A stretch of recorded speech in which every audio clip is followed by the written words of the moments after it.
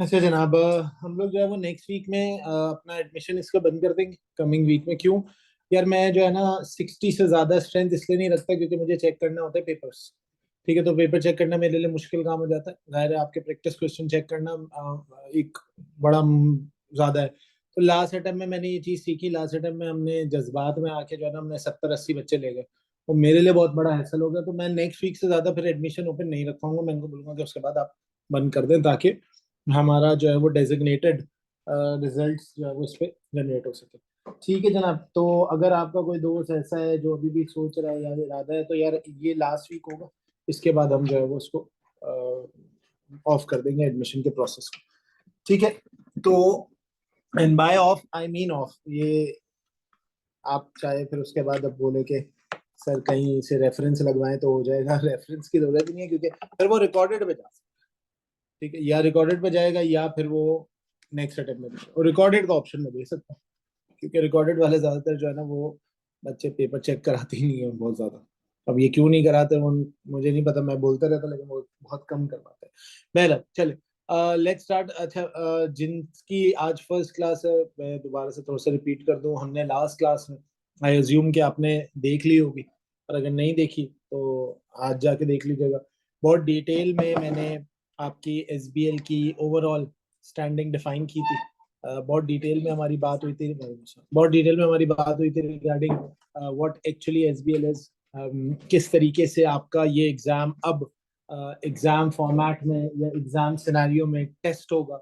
इस एग्जामिनेशन के direct parameters क्या क्या है, हमने कौन कौन से एरिया को पहले से हमें पता होना चाहिए। मैं हमेशा कहता हूँ कि किसी भी एग्जाम में एसीसीए के रिपोर्टिंग के एसबीएल आपके रेशियो स्ट्रांग होने चाहिए। बल्कि मैं आपको ये एक लाइफ लॉन्ग लेसन दे रहा हूँ कि आप इवन कॉर्पोरेट सेक्टर में बेटा आपके रेशियोज का स्ट्रांग होना बहुत जरूरी है। प्लीज मेक श्योर करें कि आपके रेशियो स्ट्रांग हो। देखिए, आप लाइफ के किसी भी मोमेंटम पे चले जाए, आप किसी भी इदारे में काम कर ले, आप किसी भी ऑर्गेनाइजेशन में, किसी भी इंडस्ट्री में, किसी भी सेक्टर में काम कर ले। ठीक है, अगर आपके रेशियो स्ट्रांग है तो मैं आपको ये बात की गारंटी दे सकता हूँ that people will be die hard fan of you guys because ratios बहुत सारी चीजों को कनेक्ट करते हैं। हम फाइनेंशियल सेक्टर है। क्या कह रहे हो?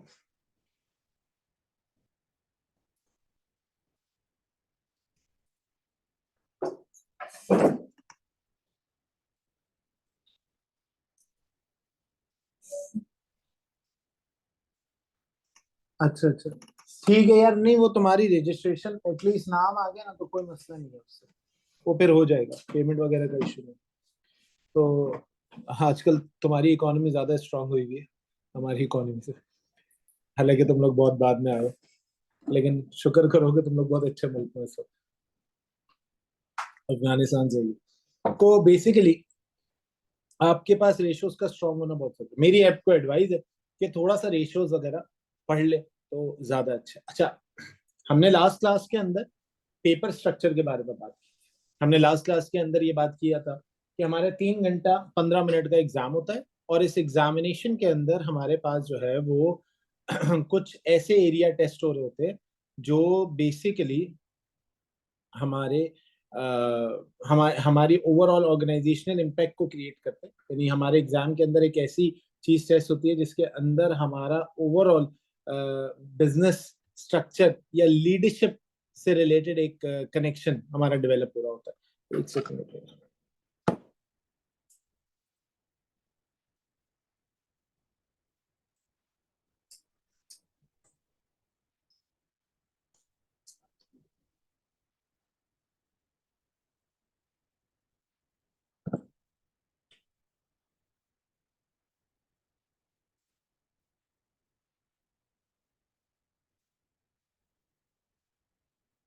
किसी का कोई लास्ट क्लास से रिलेटेड सवाल है या कोई जेनरिक सवाल है, अभी भी दिमाग में कोई सवाल, कोई चीज क्लियर नहीं है तो प्लीज आप मुझसे पूछे अभी, ताकि मैं आपको बता सकूं। कोई कोई भी क्वेश्चन, जो भी जेनेरिक सवाल अगर आपके पास है, आपको लगता है कि एक चीज क्लियर नहीं है तो you guys can ask me.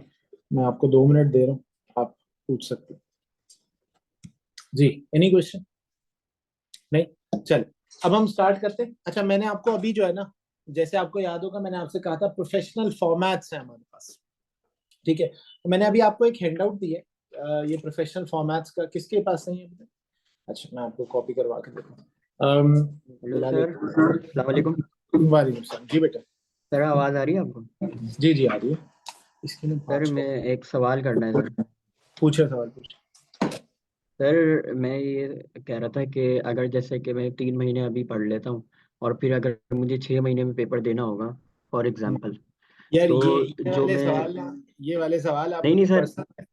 हाँ तो सर वो इससे सबका फायदा हो जाएगा ना सर, ऐसा सवाल है। तो अच्छा सर बताइए। जैसे कि अगर जून में मैं पेपर दे रहा हूँ तो जून में जो प्री सीन मटेरियल आएगा तो आप उसमें मुझे अलाउ कर सकते हैं क्या, बिल्कुल नोट्स में अलाउ अलाउ? करूंगा बेटा, देखो हम जल्लाद नहीं है, बिल्कुल अलाउ करेंगे। क्यों नहीं करेंगे, कोई रीजन नहीं है ना करने का। जाहिर है, अगर तुम 3 महीने अभी पढ़ोगे और उसके बाद जून में तुम एग्जाम दोगे और तुम बोलते हो सर मुझे सिर्फ प्री सीन दे रहा है, तो यू कैन कम। उस हाँ, अगर आप एनरोल्ड हो, आप ये बोलो यार सर अभी मैंने एग्जाम देना है, अभी मैंने पढ़ा और 1 साल बाद वाले प्री सीन आपको याद हो, तो वो जाहिर है पॉसिबल नहीं होगा, बट हम आपको अलाउ करेंगे, ऐसा कुछ। Okay, thank you sir. ठीक है, ओके। ओके बच्चे। अच्छा, मैंने आपको ये शेयर कर दिया आपके ग्रुप के ऊपर भी। मैं आपको इस वक्त जो है वो एक हैंडआउट शो कर रहा हूँ। जिनके पास नहीं है उनके पास अभी आ रहा है।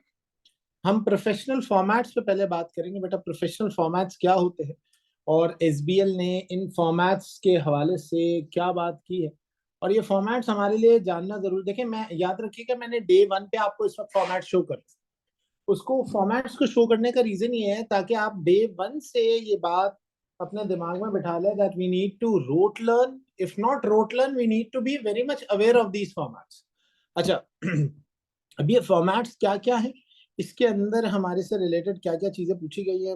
अगेन इसने भी वही बात बताई है दैट बीसीसीए का जो एसबीएल एग्जाम है वो P1 P3 एग्जाम्स को रिमूव किया है जून 2018 में, और फिर उसके बाद सितंबर 2018 में हमने पहली मरतबा एसबीएल के एग्जाम को देखा था।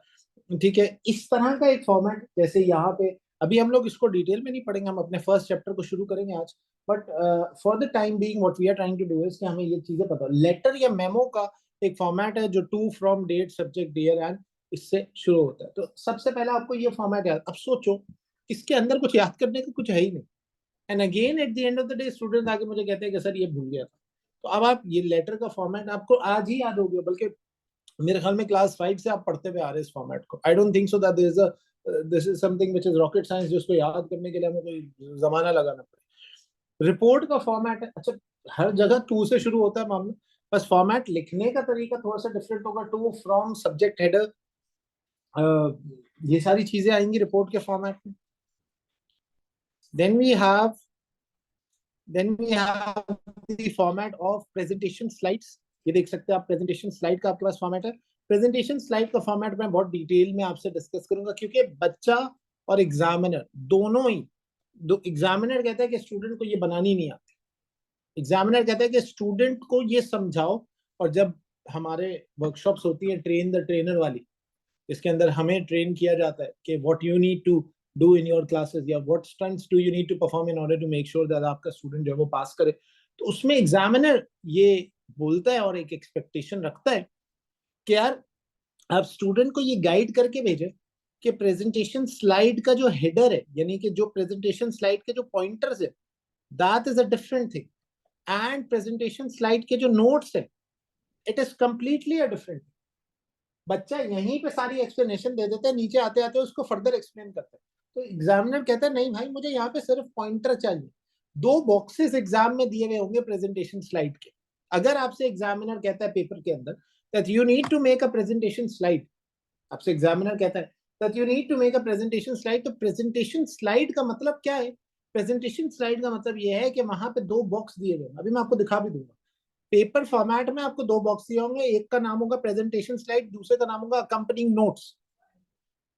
वो जो प्रेजेंटेशन स्लाइड वाला बॉक्स है, उसमें आप प्रेजेंटेशन जो जो कॉन्सेप्ट जो आपका टेस्ट हो रहा है, जो बेसिकली जिस एरिया पे आपको टेस्ट किया जा रहा है, उसके पॉइंटर लिखेंगे सर। अब उसके कितने मार्क्स एलोकेटेड है, हम कितने पॉइंटर लिखेंगे, मैं बात करते हैं उसको। और उन पॉइंटर्स को नीचे अकम्पनिंग नोट्स में समझाना हो। जब हम इसको सॉल्व करेंगे क्लास के अंदर तो हम और अच्छे से बात को समझेंगे। अच्छा, फिर उसके बाद आता है ये ये रिस्क का सवाल है। अब रिस्क का सवाल ऑडिट में तुमने ऐसे नहीं पढ़ा।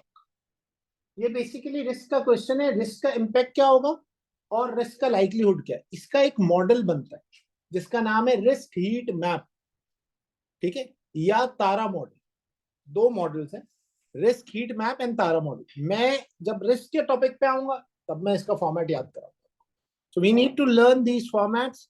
फिर उसके बाद हमारे पास प्रेस रिलीज भी एक है, यानी आप प्रेस से कम्युनिकेट करने जा रहे हैं, आप प्रेस को लिखने जा रहे हैं, तो उसका फॉर्मेट क्या है, ये प्रेस रिलीज है, इसमें एंडिंग पैराग्राफ, बीच में पैराग्राफ।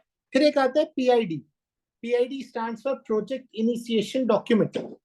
हम जब भी कोई प्रोजेक्ट स्टार्ट करते हैं हमें कुछ डॉक्यूमेंटेशन करने पड़े। फॉर एग्जांपल कोई कंस्ट्रक्शन प्रोजेक्ट स्टार्ट कर रहे हैं, we need to have certain documentations being done before entering into any specific type of project.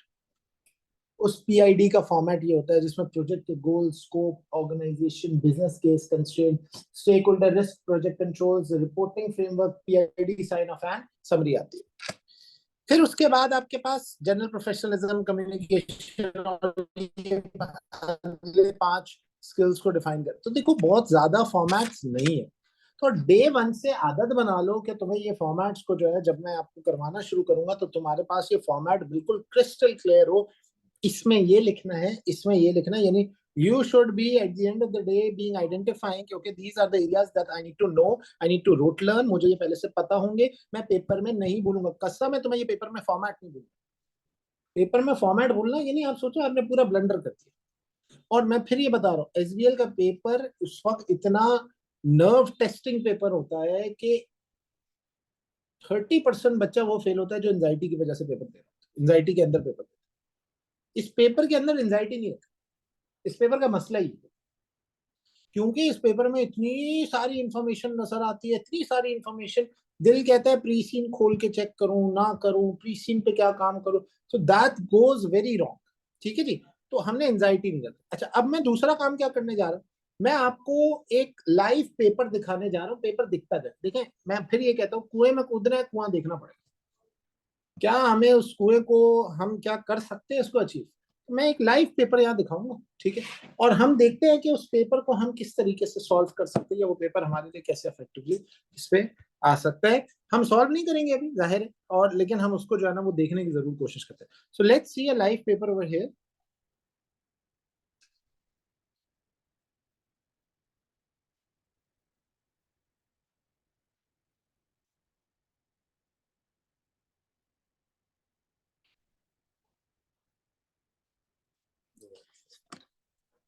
अच्छा, नहीं नहीं,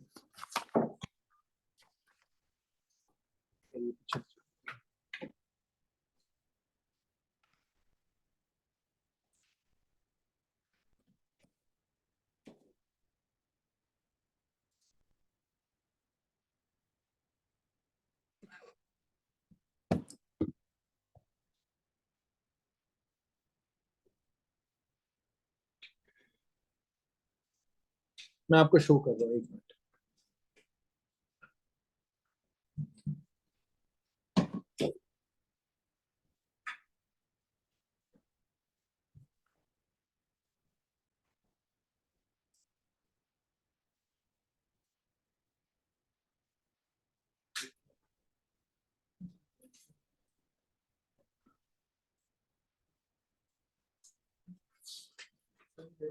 जी जी प्लीज, ये देखें आप।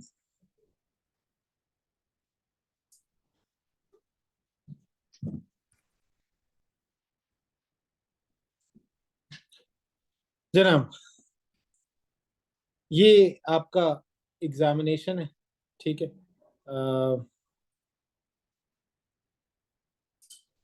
मेरे ख्याल में पिछला स्पेसिमेन खोल लिया।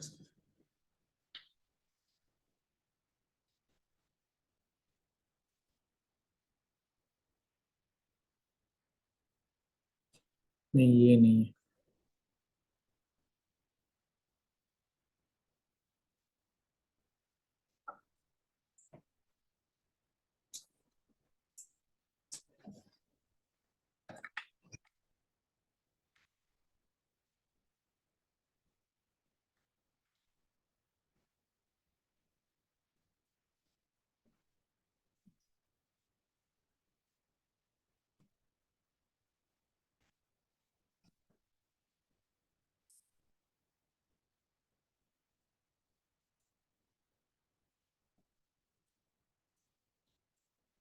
अच्छा, एक चीज और भी देख लो जो कि बहुत जरूरी है आपके लिए।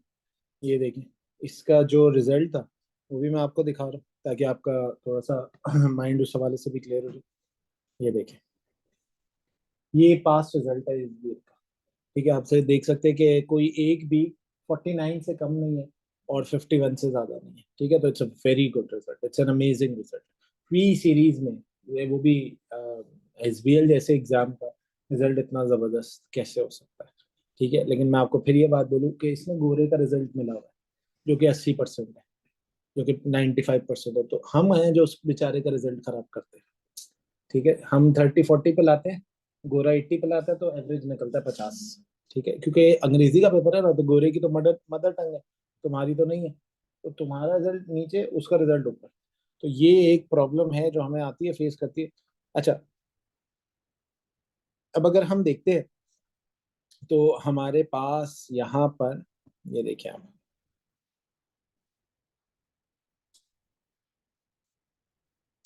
ये प्री सीन मटेरियल्स होते हैं। ठीक है, और ये प्री सीन मटेरियल जो है वो आपके पास अवेलेबल होंगे। मैं आपको प्रैक्टिस प्लेटफॉर्म दिखाना चाह रहा हूँ, जो आपने पहले से देखा होगा ऑब्वियसली, बट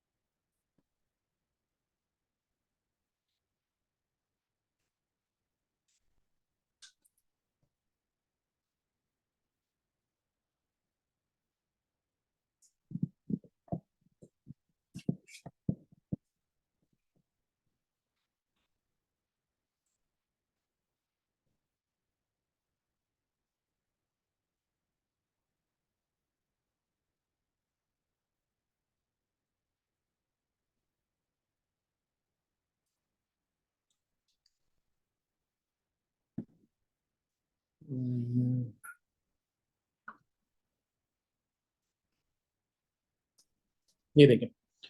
अच्छा, अब अगर हम,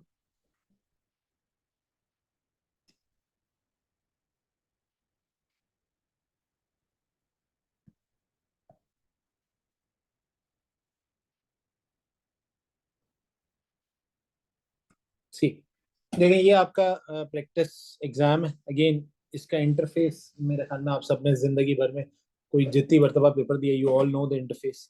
so you all must have gone through this. तो वो हमारा पॉइंट ऑफ कंसर्न नहीं है। हाईलाइट करना, स्ट्राइक आउट करना, ये दोनों ऑप्शंस आपके पास अवेलेबल होते हैं। You are aware of this कि ये दोनों ऑप्शन हमारे लिए क्या, कैसी सूटेबिलिटी रखते हैं। अच्छा, फिर उसके बाद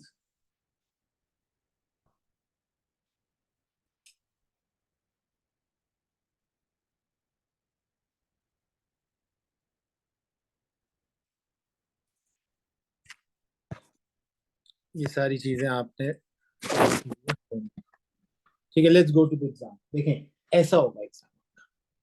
अब इस एग्जाम, ये आई होप सो सबको नजर आ रहा है। ठीक है, ये यशमरीन का एक स्पेसिमेन एग्जाम है जो एसीसीए ने आपको प्रैक्टिस के लिए दिया हुआ है। अच्छा, अब इस एग्जाम की खासियत ये है कि इस एग्जामिनेशन के अंदर वही सारी चीजें हैं जो इससे पहले या इसके बाद के एग्जामिनेशन में होंगी। बिल्कुल वैसा ही स्ट्रक्चर है जो इससे पहले, इसके बाद के, आगे आ जाओ बेटा। ठीक है, इससे पहले या इसके बाद के एग्जाम में हो सकता है। तो ये सारी वही सारी चीजें जो बेसिकली यहाँ पे मौजूद है। अब जरा गौर से मेरी बात को सुनते रहे। ठीक है जी। बेसिकली आपसे ये कहता है कि आपके पास क्या चाहिए जाए। आपको सबसे पहले तो ना एक केस स्टडी का इंट्रोडक्शन दिया जाए। ये सारा केस स्टडी का इंट्रोडक्शन है यहाँ पे। फिर उसके बाद आपके पास ना लेफ्ट साइड के ऊपर देर आर सर्टेन एग्जिबिट्स जो कि आपको दिए हुए होंगे, जिसके अंदर हमारे पास यहाँ पे 4 एग्जिबिट है। नॉर्मली नॉर्मली नॉर्मली स्पीकिंग 4 ही एग्जिबिट पिछले 2 एग्जाम में तो मैंने देखे। और नॉर्मली स्पीकिंग 4 ही एग्जिबिट मुझे स्पेसिमेन में नजर आए। तो 4 एग्जिबिट। अच्छा, अब मसला क्या है, देखिए कंस्ट्रेन क्या है। कंस्ट्रेन ये है कि पहले एग्जाम में बहुत कुछ होता था, अब वो बहुत कुछ पहले घर पे आएगा, और उसमें से अभी भी बहुत सारी चीजें एग्जाम में होंगी जो कि आपने एग्जाम में ही पढ़नी। अब जो घर पे आएगा that is the pre seen information. अगर आप लेफ्ट साइड पे देखें तो ये जो प्री सीन इंफॉर्मेशन है ना, ये प्री सीन इंफॉर्मेशन आपको पहले से मौजूद होगी। ये आपके घर पे भी होगी, यानी आप अपने पास प्रिंट आउट में मैं आपको प्रोवाइड करूंगा, ये आप देख चुके होंगे। ये आपके पास पेपर के अंदर भी मौजूद है, तो आप रेफर कर सकते हैं इसको। लेकिन द मसला इज कि अगर मैं इसको रेफर करने बैठ गया तो मैं एग्जाम नहीं कर सकता। सर अजीब सी बात। देखें, घर पे इसको जितना पढ़ लेना ना पढ़ लेंगे, मेरे साथ जितना डिकोड करना है करेंगे, हम लोग मिल के जो कर सकते हैं वो इस पर कर लें। एग्जामिनेशन में अगर मैं ये 10 पेज की केस स्टडी पढ़ना शुरू कर दिया तो पहला तो मेरा टाइम मुझे मार देगा, 3 hours and 15 minutes मुझे पढ़ने के नहीं मिल रहे। मुझे मिल किस चीज के रहे हैं? मुझे मिल रहे हैं लिखने के। अच्छा, बेस्ट पार्ट इज कि आपको एग्जामिनेशन के अंदर जब ये 3 hours and 15 minutes लिखने का टाइम मिलेगा ना, तो इसमें आपको लिखने के अलावा भी करना। देखें, पहले क्या होता था? पहले होता था 4 घंटा 15 मिनट का एग्जाम, या 4 hours का एग्जाम लगा लो। पहले 4 hours के एग्जाम में हमें सब कुछ पढ़ना। नहीं नहीं नहीं नहीं, मेरी बात सुनो, पहले मुझे पूरी कंप्लीट करने तो फिर सवाल पूछो। अब ये एक बड़ा तुमने वो कंक्लूसिव रिमार्क दे दिया कि खोलना ही नहीं है। खोलना है, मैं बताता हूँ कैसे। देखिए, ये यशमरीन, ये जो प्री सीन आपका एक्चुअल मार्च 2024 में आपके पास आएगा ना, वो हम 10 मरतबा एटलीस्ट मेरे साथ और आपको घर पे मैं पढ़वा चुका हूँ। 15 दिन पहले आएगा ना, 10 मरतबा तुम पढ़ चुके हो। ठीक, क्लास में भी और घर पे भी। क्लास में डिकोड करता रहूंगा मैं, साथ साथ आपको बताऊं। क्लास में और घर पे तुम 10 मरतबा पढ़ चुके हो। अब जब 10 मरतबा पढ़ चुके हो ना, तुम्हें पता होगा कि किस पेज पे कौन सी इंफॉर्मेशन दी हुई है। तो अब मिसाल के तौर पर मुझे पता है यार, कंपनी की इंडस्ट्रियल कंपनी के बारे में कुछ फाइनेंशियल इंफॉर्मेशन दी हुई थी प्री सीन में। अब मुझे याद नहीं आ रही, तो मैंने कहा यार फाइनेंशियल क्या थी, मुझे लिखनी है, मुझे लिखनी है, मुझे लिखनी है। मैं क्या करूंगा? मैं प्री सीन खोलूंगा, मुझे याद आ गया, हाँ आखिरी पेज पे कहीं फाइनेंशियल इंफॉर्मेशन दी हुई है। मैंने कहा हाँ जी, ये रहा, ये लास्ट पेज पे ये रहा, रोज दिया हुआ है, नंबर ऑफ। अब मैं आपको कहा ना रेशो, रेशो बहुत, ये देखिए रोज दिया हुआ है। अगर मैं इसको थोड़ा सा इनलार्ज करूं तो जी मुझे रोज नजर आ रहा है, मुझे नंबर ऑफ न्यू शिप्स नजर आ रही है, कस्टमर सेटिस्फेक्शन और एम्प्लॉय टर्न। अब मुझे समझ आ, ये वो इन्फॉर्मेशन है जो मेरे लिए सूटेबल है। अब मुझे डायरेक्टली इस इंफॉर्मेशन को खोल, देखिए मैं अब शुरू, मैंने कहा यार मुझे फाइनेंशियल के बारे में लिखना है कंपनी के, एक काम करता हूँ प्री सीन पूरा बैठ के पेपर में पढ़ता हूँ। अब सोचो, आपने पढ़ना शुरू किया, आपने फर्स्ट पेज सेकंड पेज, इतने में आपके 1.5-2 घंटे गायब, पता भी नहीं चला, और एग्जाम में आप गए काम से। तो एग्जामिनेशन में ये प्री सीन अवेलेबल है रेफरेंस के लिए। आप देखते रहो, पढ़ते रहो, देखते रहो, पढ़ते रहो, उसके साथ लिखते रहो। आप लिखते रहोगे, आपने रेफर किया, आपने कहा मैं वेरीफाई कर लूँ वो इन्फॉर्मेशन उधर रखी हुई थी, आपने कहा ठीक है, सर ने बताया था क्लास में, सर ने बताया था क्लास में, आपका दिमाग बार बार इस चीज को अकाउंट फॉर कर रहा हो। तो ये सिर्फ इसका क्लियर होती है बात सबको मेरी। नंबर 2, इस एग्जामिनेशन का ना एक बड़ा मसला, नए फॉर्मेट।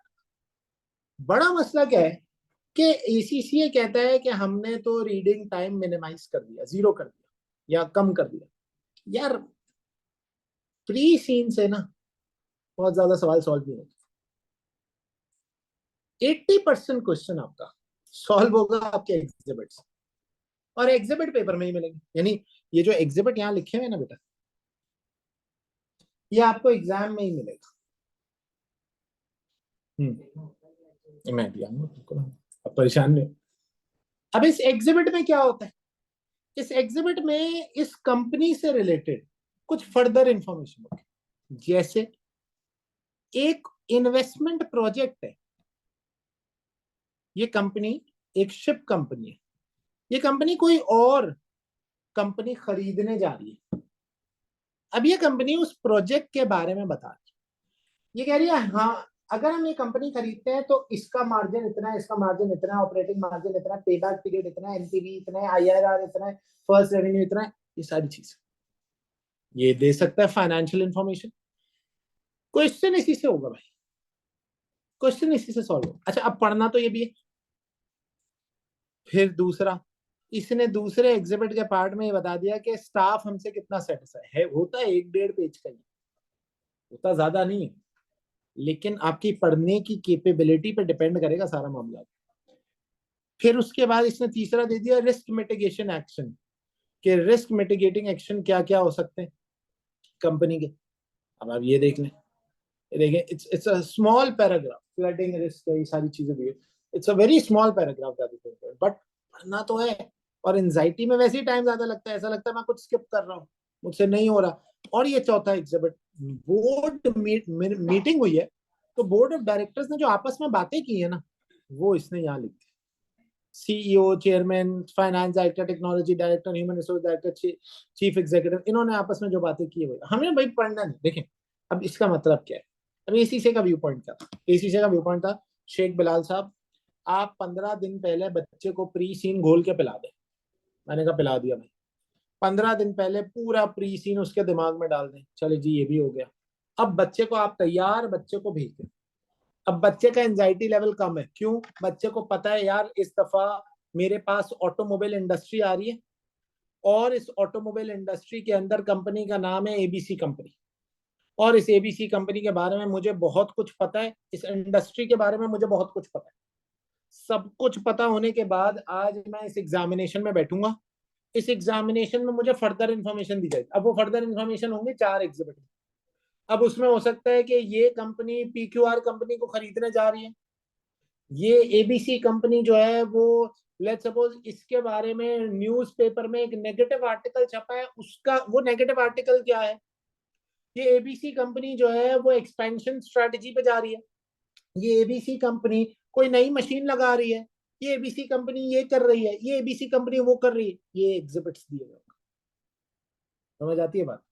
ये एग्जिबिट्स दिए गए। अब मसला क्या है? 3 घंटे, जहां 4 घंटे का एग्जाम था, वहां एग्जाम कितने का हो गया? 3 hours and 15 minutes। बेसिक का भी ये है कि 15 मिनट में ये 4 एग्जिबिट पढ़ो, क्योंकि सवाल तो इसी से सॉल्व करना है। प्री सीन से होगा, प्री सीन आपकी बेसिस बना देगी कि ये आने वाला। एग्जिबिट आपको जो है ना जहाज में बिठाएंगे। एग्जाम में तुमने अब उड़ाना सीखना है कि बेस तुम्हें, जैसे थ्योरी की क्लासेस है ना, pre seen is like theory की क्लासेस, प्रैक्टिकल लाइफ कुछ और है। मैं आपको यहाँ जितना अच्छा लीडर बना दूं, प्रैक्टिकल लाइफ में आप उतरेंगे तो आपको पता चलेगा असल लीडर होता क्या। सबसे बड़ा, बोल नहीं सकता ऐसा होता, तो आप सोचते रहते हैं यार ये लीडर है, और कहीं आपको लगता है यार बेकार लीडर है, but he is one of the best leaders. ठीक है, तो practical life will be different. तो सेम गोज वर्ड, यहाँ पर प्री सीन होगा, प्री सीन से बहुत सी चीजें सॉल्व नहीं होगी, लेकिन प्री सीन तुम्हारा दिमाग बना देगा कि ये काम करना है। हाँ, प्री सीन के बाद ये एग्जिबिट्स काम आएंगे। अच्छा, अब होगा क्या? अब इस एग्जाम का दूसरा सबसे बड़ा फायदा, या एग्जामिनेशन के अंदर एक साइकोलॉजिकल फायदा, जो एसीसीए ने पिछले एग्जाम के मुकाबले में इसमें डाला। साइकोलॉजिकल फायदा क्या डाला बेटा? साइकोलॉजिकल फायदा ये डाला कि पहले क्या होता था, यहाँ पर लेफ्ट हैंड साइड पे ये जो टास्क का वर्ड लिखा हुआ है ना, जिसको मैं ये देखें अभी वो किया है, हाईलाइट किया, ये जो टास्क का वर्ड है ना, इस टास्क के नीचे तीनों टास्क एक साथ दे देता था इसी, या चारों टास्क एक साथ देता था। अब होता क्या, अब आपने टास्क 1 देखा, आपकी टेंशन शुरू हुई। अब आप टास्क 2 पे है, आपको और टेंशन। आप टास्क 3 पे है, आपको और टेंशन। आप टास्क 4 पे है। अब आप थोड़ा टास्क 1 कर रहे हैं, थोड़ा टास्क 2 कर रहे हैं, थोड़ा टास्क 3 कर रहे हैं। बच्चा क्या करता था, एक मिक्स प्लेट बनता था, वो भी सॉल्व कर रहा है रिस्क का सवाल में। सर मेरे दिमाग में ना बीच में रिस्क का सवाल आया, क्वेश्चन 1 करते क्वेश्चन 4 भी साथ किया, फिर बीच में मैंने कंट्रोल का सवाल देखा, मैंने कंट्रोल सर फिर मैंने रिस्क हीट मैप बनाना था, मैंने रिस्क हीट मैप बना दिया, फिर क्वेश्चन नंबर 1 भी किया। बेटा बड़ा घर को, तो टास्क नंबर, अब इसने क्या किया, इसने कहा बेटा टास्क नंबर 1 मैंने रखा। अब आपने क्या किया, आपने क्लिक किया टास्क नंबर 1 पे। अब देखो, मुझे आप लोग अभी बता देंगे, मैंने आपको याद है लास्ट क्लास में बताया था 4 क्वेश्चन स्ट्रैटेजी होगी। 4 क्वेश्चन स्ट्रैटेजी का मतलब है who we are, whom we are reporting to, what professional skills and formats। ठीक है जी, अब आए, अब ये तो आप अभी कर सकते, अभी सेकंड में कर लेंगे आप, मैं आपको दिखाता हूँ।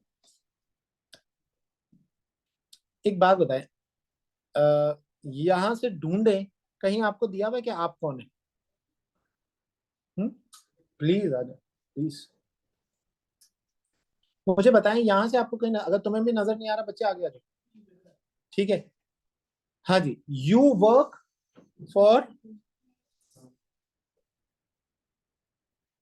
you work for current consultant and you have been assigned to, आप कोई बाहर बैठे हुए, यशमरी, आप कोई बाहर बैठे हुए कंसल्टेंट कंपनी के लिए काम करते हैं, और आपको एक क्लाइंट असाइन किया।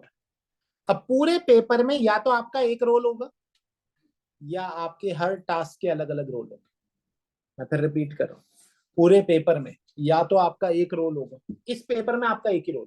जब मामला इंट्रोडक्शन में दे दिया है, आपका रोल इंट्रोडक्शन में दे दिया है, हु वी आर इंट्रोडक्शन में दे दिया, तो यहाँ पे इसका मतलब है कि हर टास्क में मैं यही हूँ।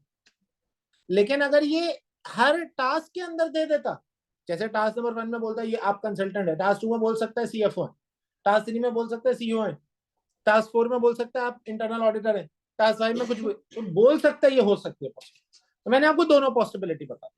Either he will tell you that you have a singular role in your entire question, or he may change your roles in accordance with the task that he has given to you. Clear हो गई बात सबकी बात? तो ये बात हमें समझ आ गई। अच्छा जी, अब हम आए टास्क नंबर 1 पे। हमने हु वी आर आइडेंटिफाई कर, क्लियर है? Number 2, whom we are reporting to। जी,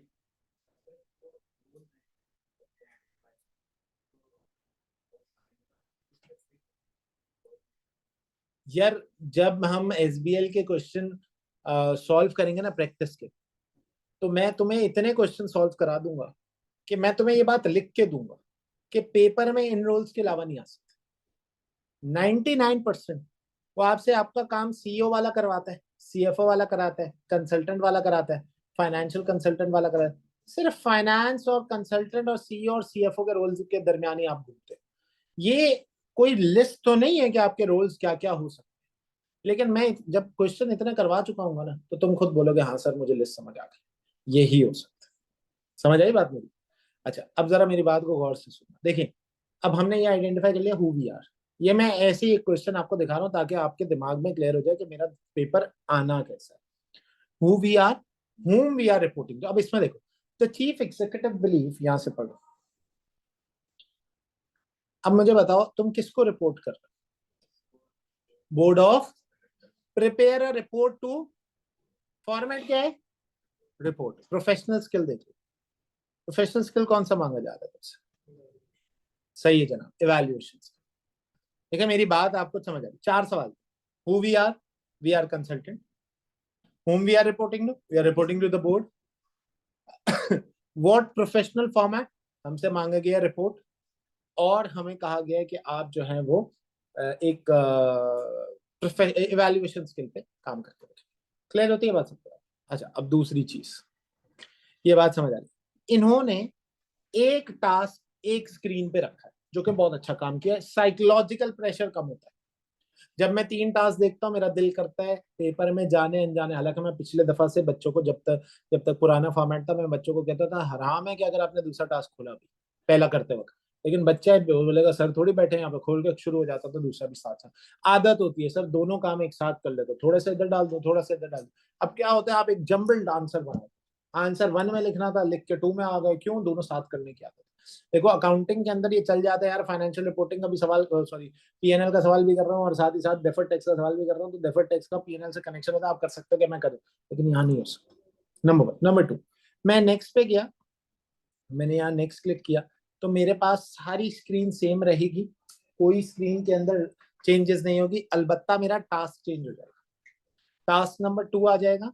मुझे पता है मैं क्या हूँ सर, मैं जो हूँ वो एक्सटर्नल कंसल्टेंट हूँ।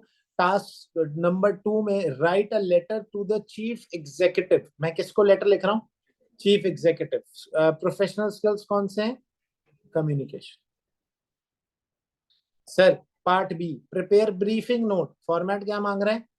Briefing note. प्रोफेशनल स्किल कौन से हैं? एनालिसिस। हर स्किल एक ही बार टेस्ट हो, हर स्किल 4 मार्क्स का ही टेस्ट हो, 4 से ज्यादा नहीं। हर स्किल का इक्वल चांस है, इसका मतलब है टोटल 20 मार्क्स मल्टीप्लाई बाय 4। वो नेक्स्ट वाले कहानी में बताऊंगा, नेक्स्ट पे कैसे जाना है, किस तरह से जा सकते हैं, मैं आई लेट यू, वो परेशान नहीं हो। टास्क नंबर 3, अगेन मुझे पता है मैं कौन हूं, पूरे पेपर में मैं एक ही मेरा रोल है, prepare a report to the CEO. मैं रिपोर्ट किसको लिख रहा हूं बेटा? चीफ एग्जीक्यूटिव को। विच एवेल्युएट, मेरे पास स्किल कौन सा है बेटा? स्किप्टिसिज्म। ठीक है, फिर prepare a briefing paper two the briefing notes, और हमारे पास स्किल कौन सा है? Commercial acumen. अभी तक आपने रेपिटेशन नहीं देखी होगी स्किल। अच्छा, तीसरा टास्क हो गया हमारा, हमने कर लिया जी। नेक्स्ट पे आऊं तो हमारे पास इसने जाहिर है वो रिव्यू बता रहे कि आप अ, अच्छे या बुरे। तो तीन ही टास्क पूरे एग्जाम में फिक्स है कि तीन टास्क। अब एसी से इतना होशियार है, कहता है मैं तो ज्यादा पूछूंगा ही नहीं, तीन टास्क है। लेकिन उस तीन टास्क के कभी कभी तीन तीन हिस्से कर देता है, part A, part B, part C. तो मिला जुला के 9 टास्क हो जाते हैं। तो इंतहाई टाइम कंस्ट्रेंट पेपर है। लिखने का तरीका एग्जैक्टली सेम है। आप फाइनेंशियल सॉरी आप अपने पूरे पेपर को 80-90% पेपर इस वर्ड प्रोसेसर में ही सॉल्व करेंगे, जो कि आपने हिस्टोरिकली पुराने पेपर में सिवाय रिपोर्टिंग के पेपर के बाकी सारे पेपर में आपने सॉल्व किया होगा। सर इसके बाद अगर कोई रेशियो निकाल लें, कोई फाइनेंशियल एनालिसिस निकाल लें, तो आपको स्प्रेडशीट भी मिलती है। लेकिन आपको यहाँ लिखना होगा refer to part A of the exam, part 1 question number 1, part A question number 1, part B, ये वाली चीज आपको यहाँ पे लिखनी पड़ेगी। फिर इसके बाद आपने साथ ही साथ ये है स्लाइड का फॉर्मेट, ये देख लिया आप। देखिए क्या दिया हुआ है, स्लाइड नंबर 1, इसमें आएंगे पॉइंटर, ठीक है, और क्या आ रहा है, स्पीकर नोट। स्लाइड नंबर 1 के स्पीकर नोट। स्लाइड अगर 2 स्लाइडें बनानी है तो 2 स्लाइड। अमूमन ये 2 स्लाइड से ज्यादा नहीं पूछता, लेकिन अगर 2 स्लाइड वाला क्वेश्चन होगा तो एटलीस्ट 20 से 25 मार्क का सवाल होगा। क्लियर हो गई बात सबको? ये आपका एग्जामिनेशन का ओवरव्यू। इसको पढ़ना कैसे है, इसको सॉल्व कैसे करेंगे सर, हम कब इसे सॉल्व करेंगे, एक अलग बात। अच्छा, एक डिस्क्लेमर और, क्योंकि अभी तक आप लोग एक डिसीजन मेकिंग प्रोसेस में, तो मैं आपको एक डिस्क्लेमर और दे। सर इस एसबीएल के पेपर को पढ़ाने के ना 2 तरीके हैं पढ़ाने के। मैं आपको दोनों तरीके बता रहा हूँ। देखें, मैं आपका फेवरेट तरीन टीचर बन जाऊंगा अगर मैं आपके साथ एक छोटा सा काम करूं अभी, जो कि आपके कैरियर और आपके पेपर को तबाह करने में बहुत माहिर है। क्या मैं आपको दूं इस वक्त एक पेपर एसबीएल का, ठीक है, मैं घर से प्रिपेयर होके आऊं, मैं बोलूं बेटा ये पेपर पकड़ो, ठीक है, अच्छा मैं पढ़ाऊं। अब इस पेपर में 4 मॉडल टेस्ट हुए, pastel, sort, quarter 5 force, risk heat map, ठीक है। मैंने आपको 4 मॉडल पढ़ा दिया अगली 5 क्लासेस। मैंने कहा अब देखो जादू, मैंने कहा बेटा ये लो पेपर, इसको सॉल्व करो, आपसे 1 सेकंड में सॉल्व हो जाए, आप सॉल्व कर ले। लेकिन मैं आपके साथ ज्यादती करूंगा, क्यों? उस पेपर के 4 मॉडल तो मैंने पढ़ा दिए, लेकिन अगर पेपर में दूसरे पेपर में 5वां मॉडल आ गया तो आप मुझे बताएं क्या करें। जो अच्छा तरीका बच्चों को लगता है वो ये होता है, सर मैंने तो सुना था, मेरा तो एक टीचर है दोस्त वहां से पढ़ रहा है सर, उसने तो मुझे बोला ऐसा ऐसा होता है, और मैंने उससे देखा सर उसने इतना जबरदस्त पेपर सॉल्व किया, हमें तो अभी तक पेपर ही नहीं सॉल्व कराया आपने, आप सॉल्व ही नहीं करा रहे सर। अच्छा अब दूसरी बात, जैसे मैं पढ़ाता हूँ वो भी मैं बताऊँ। बेटा मैं आपको पहले सारे हैंडआउट सारे नोट्स पढ़ा, अब मैं आपको अच्छा लगूं या बुरा लगूं, मैं आपको पहला क्वेश्चन एसबीएल का 60% सिलेबस कंप्लीट होने के बाद कराऊंगा। अब आपका सवाल होगा क्यों, डर लगता है आपको सवाल कराने से, आता नहीं है आपको? बेटा अगर ऐसा होता तो मैं शायद बैठा नहीं होता। रीजन सुनो यार, ये जो तुम देख रहे हो ना, ये 4 टॉपिक से होंगे, 6 टॉपिक से होंगे, मैं कैसे करा दूं तुम्हें? हाँ मैं करा सकता हूँ, मैं टॉपिकल हैंडआउट ना दूं, ये देखो ना, ये चैप्टर 1 है, ये चैप्टर 1 का हैंडआउट मैं नहीं दूं, और मैं जबरदस्त काम करूं तुम्हारे साथ। मैं क्या करूं, मैं इस चैप्टर 1 से एक मॉडल उठाऊं, 2 से मॉडल उठाऊं, 3 से उठाऊं, 4 से उठाऊं, 5 से उठाऊं, मुझे तो पता है भाई, जमाना हो गया पढ़ाते हैं, मुझे तो याद हो गया ये सारे। मैं वो 6 मॉडल उठा के तुम्हें समझाऊं अच्छे से, और मैं तुम्हें बोलूं ये पेपर सॉल्व कर लो, तुम कर लोगे। लेकिन मैं आपके साथ जाती करूंगा, मैं आपको सारी इंफॉर्मेशन पहले दूंगा, 60% सिलेबस कंप्लीट होने के बाद, चाहे तुम्हें अभी छोड़ना छोड़ दो, यार ये तो सॉल्व आखिर में कराएगा, नहीं करना, नहीं करोगे तो जाओ। 60% सिलेबस कंप्लीट होने के बाद एसबीएल का सवाल करा। मैंने ये नहीं कहा कि क्वेश्चन नहीं कराऊं, मैंने ये नहीं कहा प्रैक्टिस नहीं कराऊं, प्रैक्टिस क्वेश्चन कराऊंगा किसी और चीज पे, एसबीएल वाले नहीं करा। P1 का कराऊंगा, P3 का कराऊंगा। अब एक और रिव्यू, यार पढ़ाता तो अच्छा है, P1 P3 तो पुराने पास पर है, क्यों कराता? तुम कैसे कैसे प्रैक्टिस कराओ? मुझे तो तुम्हारा लिखा हुआ मटेरियल चेक करना है ना, मैं मटेरियल कैसे चेक करूं? भाई लिखना तो इसमें भी वही है जो P1 में लिखना होता था, बस फर्क ये ज्यादा और कम। खुदारा इन चीजों पे आंखें और कान खुले रखना। मैं तुम्हें बता रहा हूँ, देखो मैं जब नया नया पढ़ाने आया था ना एसबीएल, तो मुझे किसी ने कहा था वो तरीका बहुत अच्छा, वो करो, और मैंने किया। आप यकीन माने एग्जाम तक बच्चा मेरा डाई हार्ड फैन। एग्जाम वाले दिन बच्चा मुझे आके क्या कहता है, यार सर ये छठा मॉडल कहाँ से आ गया, तो आपने पढ़ाई नहीं। मैंने 4 पेपर के मॉडल पढ़ा दिए, और फिर उसके बाद जो है ना वो सिलेबस पूरा कंप्लीट कराया था 50 घंटे के। 4 पेपर के मॉडल, 4 पेपर करा दिए, अल्लाह अल्लाह खैर से अल्लाह। पेपर में एग्जामिनर ने छठा सातवां मॉडल पूछ लिया, कराया ही नहीं। उस दिन मैंने तैयार कर लिया, ये नहीं करा। समझ आई बात? तो यार ये चीज पे मैंने आज आपको बता दिया, मैं पूरे टूल्स दूंगा। बेटा अपना माइक ऑफ करो प्लीज। मैं पूरे टूल्स दूंगा, ये आपके टूल्स। इन टूल्स में एक एक बात लिखी हुई है। अब ये बच्चों वाली बात लग रही है कि सर ये तो मुझे पता है, F1 में शॉर्ट मॉडल पढ़ा रहे हैं, यार अल्लाह खौफ करे सर, स्ट्रेंथ वीकनेस आप हमें पढ़ा रहे हैं। सर ये तो आती है आते रहो, खैर हो, मैं पढ़ा रहा हूँ ना, समझ लो। मैं भरोसा कर ले, वो पीरी मुरीदी वाली बात, कि जब तक वो नहीं होगी वो नहीं होगा। तो भाई ये सारा तरीका होगा हमारा। मैंने आपको सारा स्ट्रक्चर बता दिया, मैंने आपको एग्जामिनेशन दिखा दिया, मैंने कुआं दिखा दिया। अब हम आहिस्ता आहिस्ता इस कुएं में उतरना शुरू करें। क्लियर हो गई बात सबको?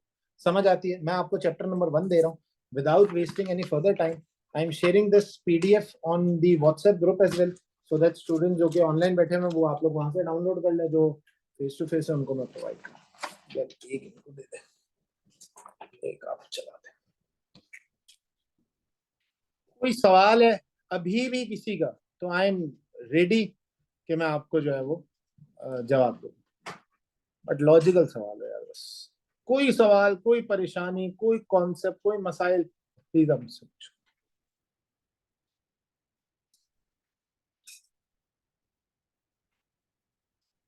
जी, किसी का कोई सवाल है? ऑनलाइन में भी है तो प्लीज आप मुझसे पूछें, डरे नहीं जी। अच्छा मुझे एक बात बताओ, जिनकी आज फर्स्ट क्लास है कौन कौन था वो? तुमने लास्ट कौन सा दिया? F8, F8, तुम्हारा एसबीएल आखिरी?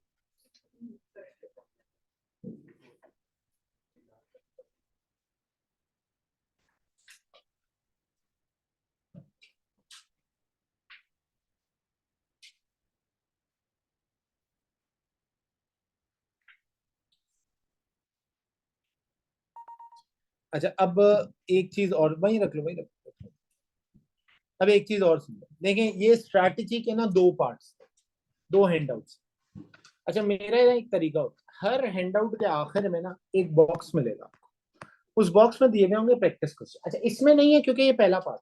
जैसे ही चैप्टर एंड होता है ना, यानी चैप्टर नंबर 2, स्ट्रैटेजी पार्ट 2, उसके आखिर में आपके पास P1 P3 से रिलेटेड 4 सवाल होंगे, 5 सवाल होंगे। जी जी इकबाल खान, अपना माइक ऑन करके सवाल पूछिए। सर मेरा क्वेश्चन ये, सर सुन रहे हैं आप? जी जी आवाज आ रही है। हेलो। जी जी बच्चे बोलो। सर ये आज आज फर्स्ट क्लास है सर, तो पहले कितनी क्लासेस हो चुकी हैं, और सर जो क्लासेस नहीं मिस हुई हैं आज उनका? फर्स्ट नहीं है, आज सेकंड क्लास है। फर्स्ट क्लास का मुझसे लिंक ले लेना, मुझे व्हाट्सएप करना, मैं भेज दूंगा बच्चे। सही ठीक सही है, है सर, थैंक यू। चलो। तो ठीक। आज सेकंड क्लास। अच्छा दूसरी बात, तो हर हैंडआउट के आखिर में एक बॉक्स मिलेगा, उस बॉक्स में 4 सवाल होंगे। वो 4 सवाल एसबीएल के नहीं होंगे, तो 4 से 5 सवाल एसबीएल के नहीं होंगे, वो P1 P3 के होंगे। वो सिर्फ आपकी राइटिंग स्किल्स को पॉलिश करने के। मैं आपके सामने बिठाऊंगा, आप लिखेंगे, मैं आपको चेक करूंगा, मैं आपको बताऊंगा क्या लिखना है। एक क्वेश्चन मैं कराऊंगा, कुछ क्वेश्चन, अरे यार वो टाइपो एरर है, छोड़ना, पार्ट 1 है यार ये, सॉरी। ये ले भाई, बस। तो इसके क्वेश्चंस मैं आपको साथ सॉल्व कराऊंगा, कुछ मैं बताऊंगा, कुछ आप करेंगे। कुछ की रिकॉर्डिंग्स दूंगा मैं साथ, जो बनी हुई होंगी क्वेश्चन की, कुछ के मैं आपको देखें, मिला जुला के ये 100 आवर्स का कोर्स है। अब 3 महीने में 100 आवर्स बहुत मुश्किल काम है, तो आपको सपोर्ट करनी पड़ेगी।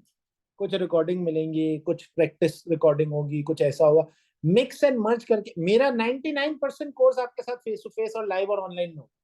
1% 2% रिकॉर्डिंग दूंगा, ताकि आप जो है वो साथ साथ वो प्रैक्टिस होंगी, वो इस तरह की चीजें होंगी। ठीक है जी। तो लेट्स मूव फॉरवर्ड। सबसे पहली चीज स्ट्रैटेजिक मैनेजमेंट। देखो वर्ड स्ट्रैटेजी क्या है? स्ट्रैटेजी हर उस चीज को कहते हैं जो कि सक्सेसफुल बिजनेस को बनाने में मदद करे, है ना।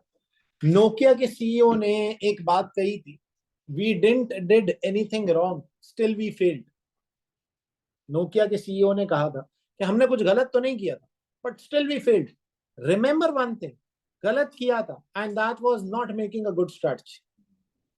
देखिए हिस्टोरिकली हर बिजनेस दुनिया का एक स्ट्रैटेजिक ओपिनियन पे चल रहा है।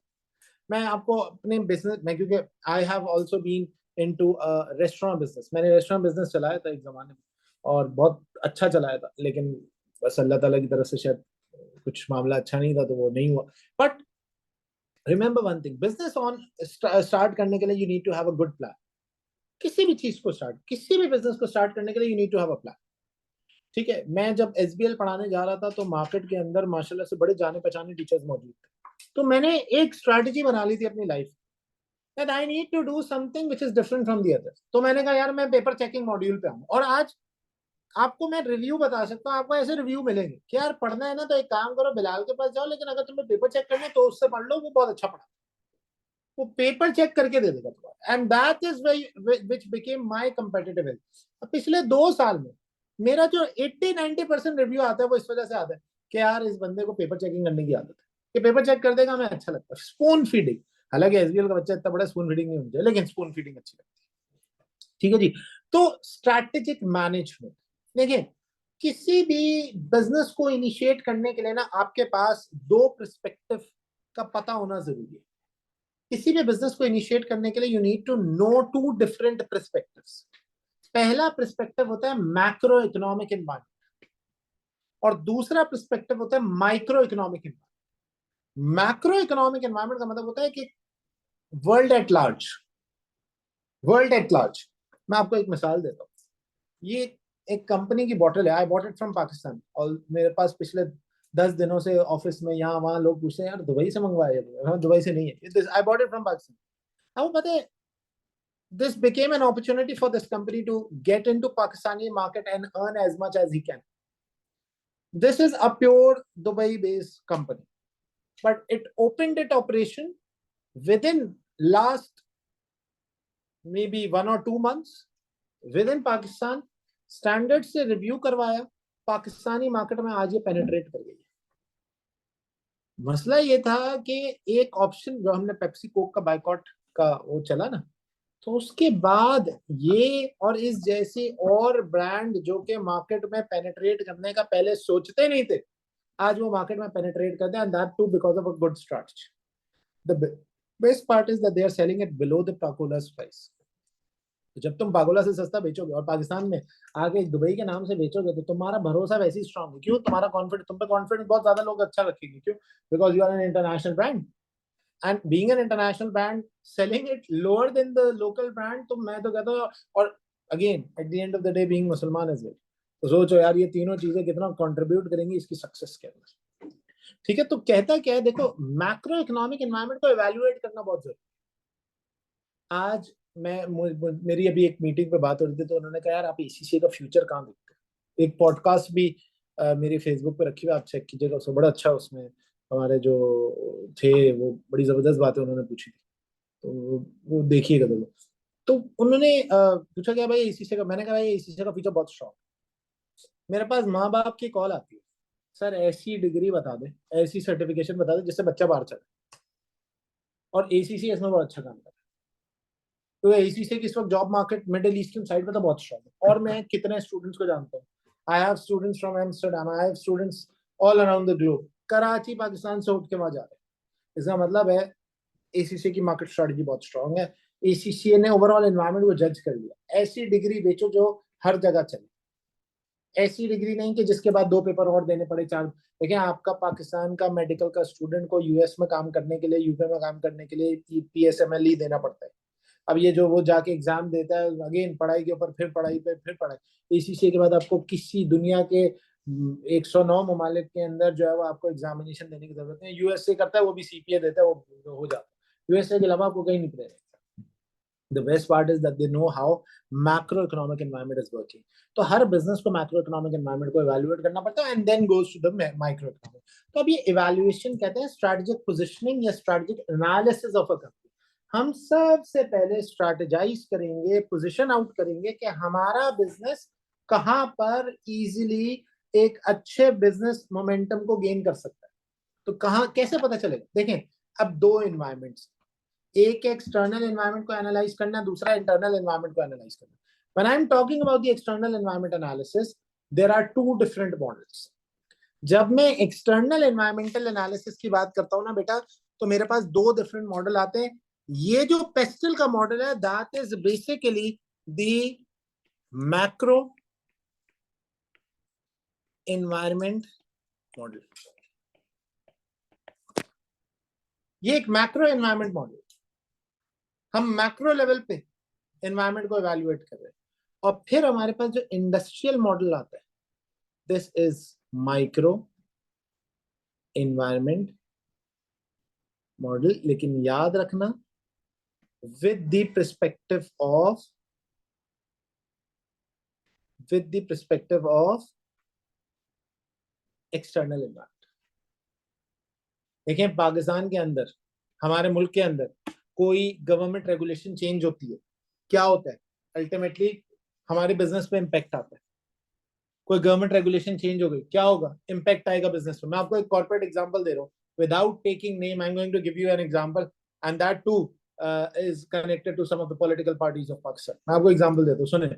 मैं एक कॉर्पोरेट सेक्टर में काम करता हूँ. आज से 1-1.5 साल 2 साल पहले हमारे शहर में, हमारे पाकिस्तान शहर कराची के अंदर बहुत बारिश हुई. अच्छा, अब जब बारिश हुई ना, तो करंट लगने से और ये सब चीजों से बड़े कैजुअलिटीज भी हुई, और रोड का स्ट्रक्चर खराब हो गया, रोड तबाह हो. अच्छा, जब रोड तबाह हुआ ना, तो इससे बिजनेस का इम्पैक्ट आता है. बिजनेस का इम्पैक्ट क्या आता है यार? आपका जो ट्रांसपोर्टेशन और कम्यूट सिस्टम है वो तबाह हो जाता है. और ट्रांसपोर्टेशन एंड कम्यूट सिस्टम से मसला क्या आता है? मसला ये आता है कि आपका लीड टाइम बढ़ जाता है. बिजनेस माइंडसेट से सोचना, lead time, you know what lead time is.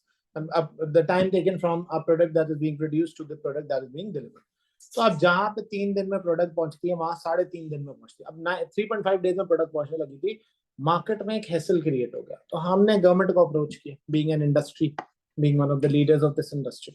हमने गवर्नमेंट को अप्रोच किया, हमने कहा यार करो कुछ. तो उन्होंने क्या कहा? उन्होंने कहा तुम ट्रक्स को ओवरवे करके ले जाते, तुम ट्रक्स को ओवरवे करके ले जाते, ये बारिशों से रोड नहीं टूटा, ये तो तुम्हारी गलती की वजह. जाहिर है वो कैसे एक्सेप्ट कर ले, ये तुम्हारी गलती की वजह से. तो गवर्नमेंट ने एक लॉ पास किया. उस लॉ का नाम था मिनिमम वेट लेवी एक्ट. और इस एक्ट के तहत इन्होंने कहा कि इतना वे एक ट्रक ले जा सकता है इंटरसिटी ट्रांसपोर्टेशन में. अगर आप इससे ज्यादा लेके जाएंगे तो हम आपका जो है वो माल उतार के डंप कर देंगे, साइड पर रख देंगे, आपको बोलेंगे आके ले जाओ. हमने कहा कौन सुनता है इनकी. हम नॉर्मल ट्रक्स जैसे जाते थे भर भर के भेजे. जैसे ही वो क्रॉस करे, टूल रोके, एफडब्ल्यू अथॉरिटी, और उठा के माल डंप करे और फोन करें कि ले जाओ माल. अब ये परेशानी वाले मामला था. अच्छा, अब तुम थोड़ा सा बिजनेस इंपैक्ट सोचो, क्या हुआ होगा? सबसे पहला काम तो हमने कहा ठीक है, लॉ लग गया तो लग गया. अब हमारे जो सप्लायर बैठे हुए हैं आउट ऑफ कराची, हमने उन्हें फोन किया कि भाई इतने से ज्यादा माल नहीं लगेगा. तो ऑटोमेटिकली क्या हुआ? हमारा लीड टाइम बढ़ गया. क्यों? जो माल पहले 3 ट्रक्स में जाता था, वो माल 4 ट्रक्स में जाने लगा. तो हमारा एक तो कॉस्ट भी बढ़ गई, दूसरा हमारा लीड टाइम भी बढ़ गया, क्योंकि जाहिर है ये मसला आया. अब देखते ही देखते हमारे सेक्टर में ना प्राइसेस बहुत ज्यादा बढ़ती नहीं है, क्योंकि एक वैसी एक जो है ना महंगा सेक्टर है स्टील. तो ट्रांसपोर्टेशन कॉस्ट शूट अप हो गई. बिल्कुल सही कह, ट्रांसपोर्टेशन कॉस्ट जब बढ़ी ना, तो 6 महीने में इस सेक्टर के पर टन के अंदर जो ओवरऑल प्राइस है वो 15 रुपए बढ़ गई. इससे 6 महीने पहले इस लॉस 15 रुपए, और 6 दिन में 21 रुपए बढ़ गई. और ये एक ऐसी है जो नेसेसिटी, घर तो बनेगा इसके बगैर, बन ही नहीं सकता इसके बगैर. तो अल्टीमेटली क्या हुआ? हमने फिर दरवाजा खटखटाया आपकी गवर्नमेंट का. हमने कहा यार अल्लाह का खौफ करो, क्या कर रहे हो तुम लोग? उन्होंने कहा ठीक है, लॉ तो लगेगा. आपको ये लगता है कि लीड टाइम बढ़ रहा है? इन्होंने बाहर से ट्रक्स इंपोर्ट करवा दिए. 5,000 ट्रक्स कराची में गए. नए नए ट्रक्स लाके दे दिए 6 महीने के। अब बोला ये अब ज्यादा ट्रक्स चलवाओ। अच्छा, अब आपको पता है शारा फैसल में इतनी ट्रैफिक कंजेशन होती है कि अगर दो ऑपोजिट जेंडर एक तरफ से निकले तो निकाह की गुंजाइश बचती है, इतना इतना ज्यादा जगह है। अब आपने उसमें 2 ट्रक और घुसा दी। अब आप मेरी बात समझे भाई, हुआ क्या? ट्रांसपोर्टेशन कॉस्ट तो वहीं की वही है। माना लीड टाइम कम हो गया होगा, क्योंकि सारे ट्रक्स एक साथ है, तो अब ट्रक की क्वांटिटी बढ़ गई तो ट्रक जा रहे थे। लेकिन ट्रांसपोर्ट अगले 15-20 दिन में फिर से 7 रुपए प्राइस बढ़ गई, इन्फ्लेशन और ये यही प्राइस हाइक की वजह से। हमने फिर बोला बाजी ठीक कर दें इसको, ना करें इसके साथ जाती। तो उन्होंने क्या किया, उन्होंने कहा क्या हुआ, उन्होंने कहा भाई ये मसला है, हम लोगों ने पूरा एक प्रपोजल दिया एज एन इंडस्ट्री। उन्होंने कहा एक काम करें, सारे ट्रक्स को वापस बुला लें, खड़ा कर दे पोर्ट पे, और मिनिमम वेट लेवी एक खत्म। बिलियंस ऑफ रुपीस के थे, आज भी पोर्ट पे खड़े हैं,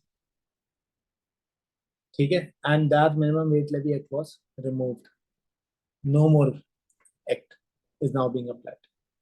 एंड वो किसके पैसे से खरीदे गए? वो आपके पैसे से, वो मेरे पैसे से। और इनका ये कहना है कि हम इन्हें स्क्रैप करते हैं। जो चीज 10 लाख की है तो 10,000 में या 1 लाख में बेचते हैं। कहने का मकसद ये है कि स्ट्रैटेजाइज करना। देखें अब ये हुआ क्या, इस पूरी कहानी में हमारा सबक है, हमारा मॉरल ऑफ द स्टोरी क्या है? वी नीड टू आइडेंटिफाई कि कोई भी ऐसा एक इम्पैक्ट, एक पॉलिटिकल डिसीजन आपके बिजनेस को इम्पैक्ट कर सकता है। Have you heard about SWVL? Have you heard about airlift? कितनी अच्छी अच्छी कंपनीज थी, they all went into when just because of political disabilities.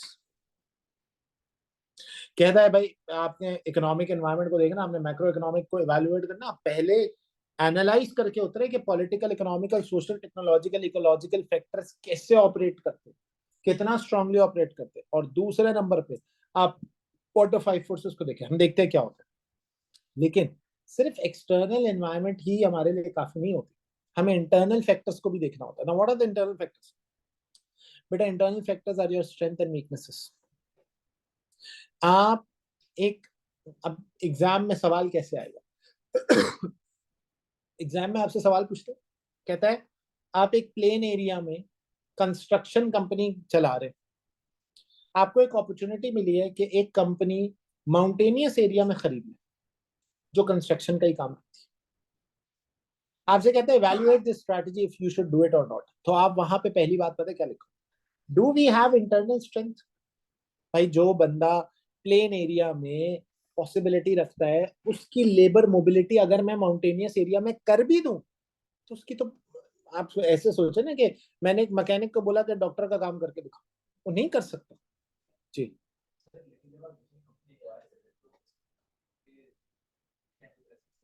Intangible तो एक्वायर करेंगे, टेंजिबल एसेट का क्या, ह्यूमन रिसोर्स नहीं करते ना।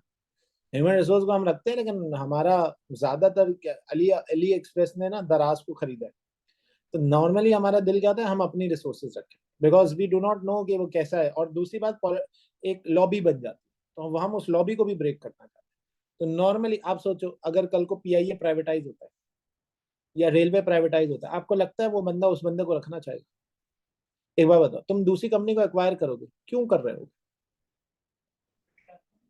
क्योंकि वो कंपनी अच्छी नहीं चल रही होगी और सस्ती मिल रही होगी, है ना। भाई कोई बंदा अपनी कंपनी क्यों बेचेगा? जो बंदा वहां पे माउंटेनियस एरिया में बेचा क्यों बेचेगा? अच्छी नहीं चल रही, अच्छी नहीं चल रही तो मतलब क्या है कि उसकी इंटरनल ह्यूमन रिसोर्सेज अच्छे नहीं। तो तुम सबसे पहला काम क्या करोगे? उसको चेंज करोगे ना। चेंज करोगे तो ये चेंज जो है वो तुम्हारे लिए एप्लीकेबल। अब तुम्हारे पास रिसोर्स कहाँ से है? तुम तो चेंज करने बैठ गए, तुम्हारे पास ह्यूमन रिसोर्स कहाँ से आएगी? तुम्हारी अपनी ह्यूमन रिसोर्सेज वहां पे वायबल नहीं होगी करना। जैसे मैं तवाइन साहब को बोलूँ तवाइन साहब कल एक मेडिकल कॉलेज खोल लेते, खोल तो लेंगे, समझ तो आ जाएगी, लेकिन चेक एंड बैलेंस नहीं रख सकते जितना, क्योंकि वो खुद चार्टर्ड अकाउंटेंट है, तो वो अकाउंटेंसी फील्ड में चेक एंड बैलेंसेस आने वाले प्रोज एंड कॉन्स को खुद केटर कर लेते हैं। बट मेडिकल कॉलेज उनका चलाने की पॉसिबिलिटी मुझे नहीं लगता कि हो सके। क्यों? ह्यूमन रिसोर्स नहीं मिलेगा सही। ठीक है जी। तो अब आप इंटरनल कैपेबिलिटीज को देखेंगे, तो अब आप देखेंगे आपकी ह्यूमन रिसोर्सेज और उनकी एक्सपर्टीज क्या अवेलेबल है। फाइनेंशियल रिसोर्सेज, फाइनेंशियल मसल्स हैं आपके पास, आपकी फाइनेंशियल मसल्स इतनी स्ट्रांग है। आपकी IT रिसोर्सेज हैं, आपके ब्रांड या कॉर्पोरेट इमेज बना हुआ, जाहिर है TSA has got its own brand image. आपके जो है वो सिटी स्कूल, आपका beacon house, they have their own brand images, आपके यूनिलीवर, आपकी Nestle, they have their own brand images. तो ब्रांड इमेज आपकी ओवरऑल मार्केट को डेवलप करने में बड़ी मदद करता है। और क्या आपके पास कोई यूनिक टेंजिबल एसेट है? मैं आपको एक मिसाल देता हूँ। देखें, हमारी कंपनी के पास एक टेंजिबल एसेट है, एक मशीनरी है जो प्रोडक्शन का बैच 3 मिनट पहले प्रोड्यूस करती है। मुझे बताओ क्या इसका कोई फायदा है? कितना बेहुदा स्ट्रेटजी है ना, 3 मिनट पे। मतलब नॉर्मल जो मशीन थी ना हमारे पास, उसकी प्राइसिंग थी 40 से 50 करोड़।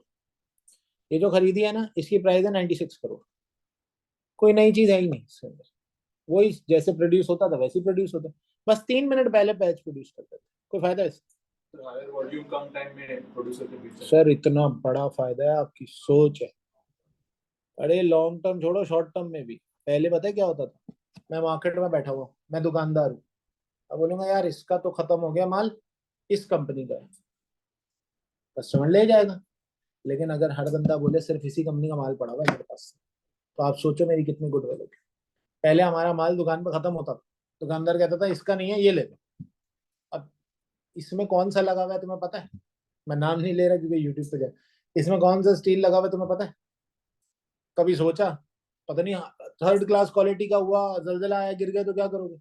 कभी पूछा इंस्टीट्यूट में दाखिला लेने से पहले कि बताओ आपकी दीवारों में सरिया कौन सा डाला हुआ है?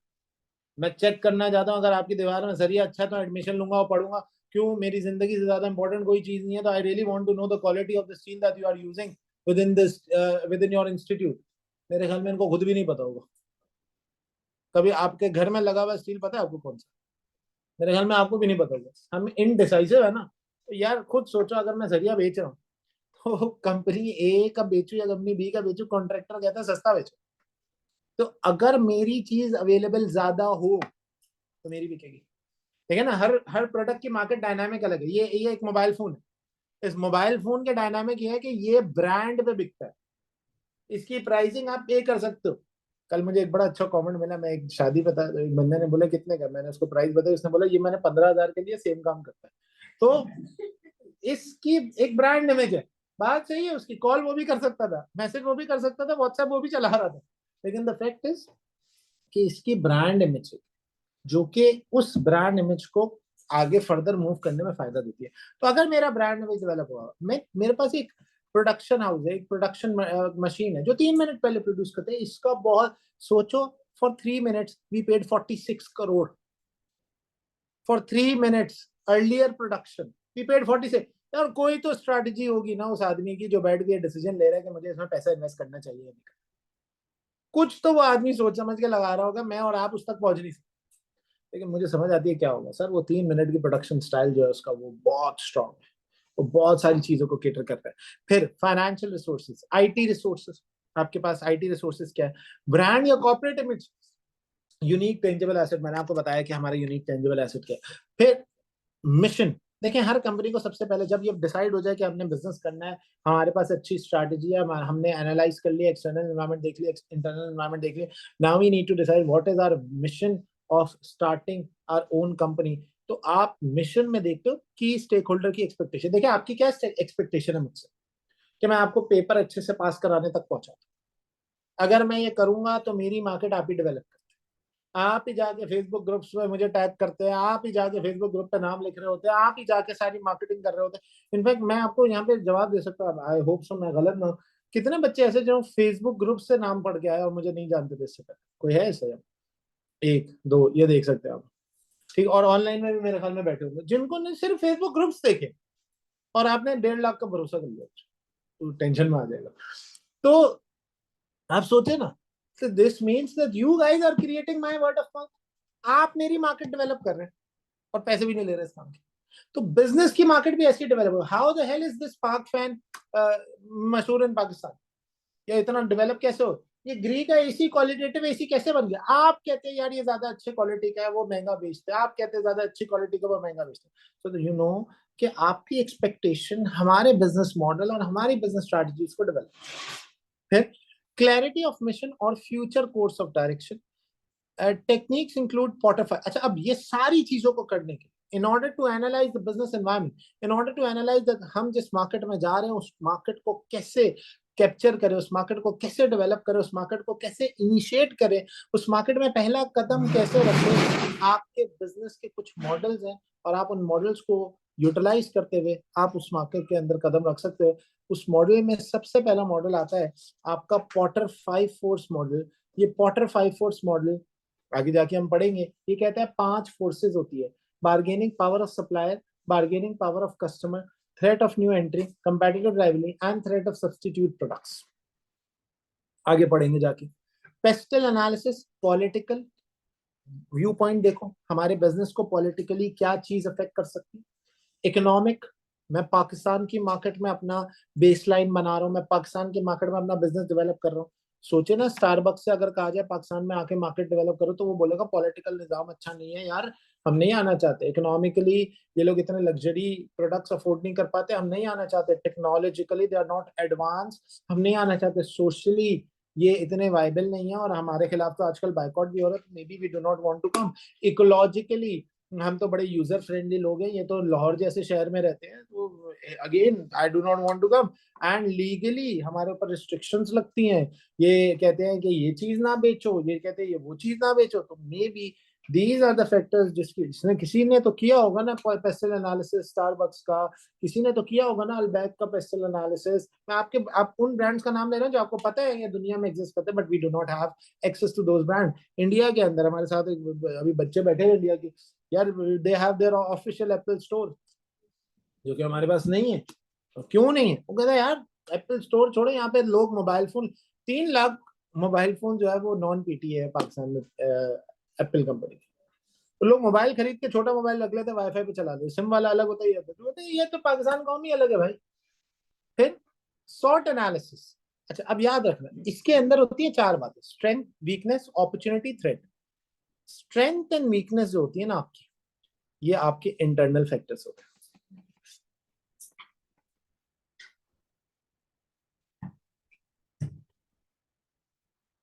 और मेरा बेटा, आपकी जो अपॉर्चुनिटीज एंड थ्रेट होती है ना, ये आपके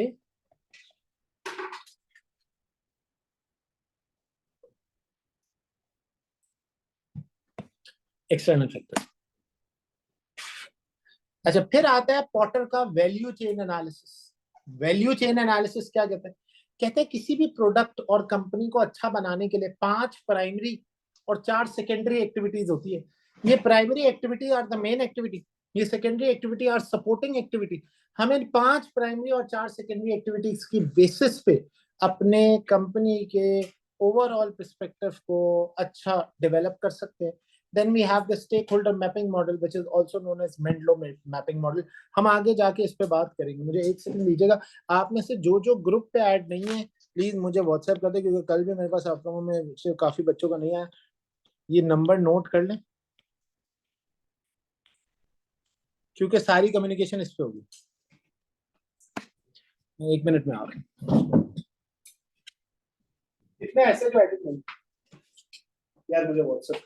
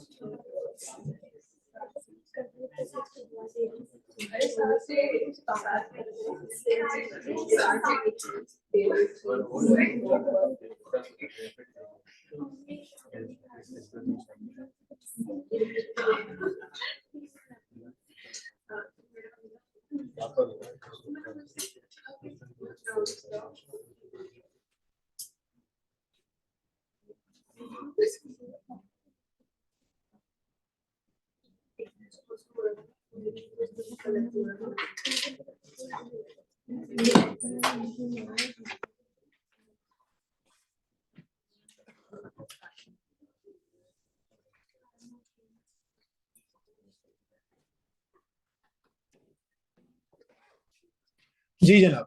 तो हम क्या बात कर रहे थे?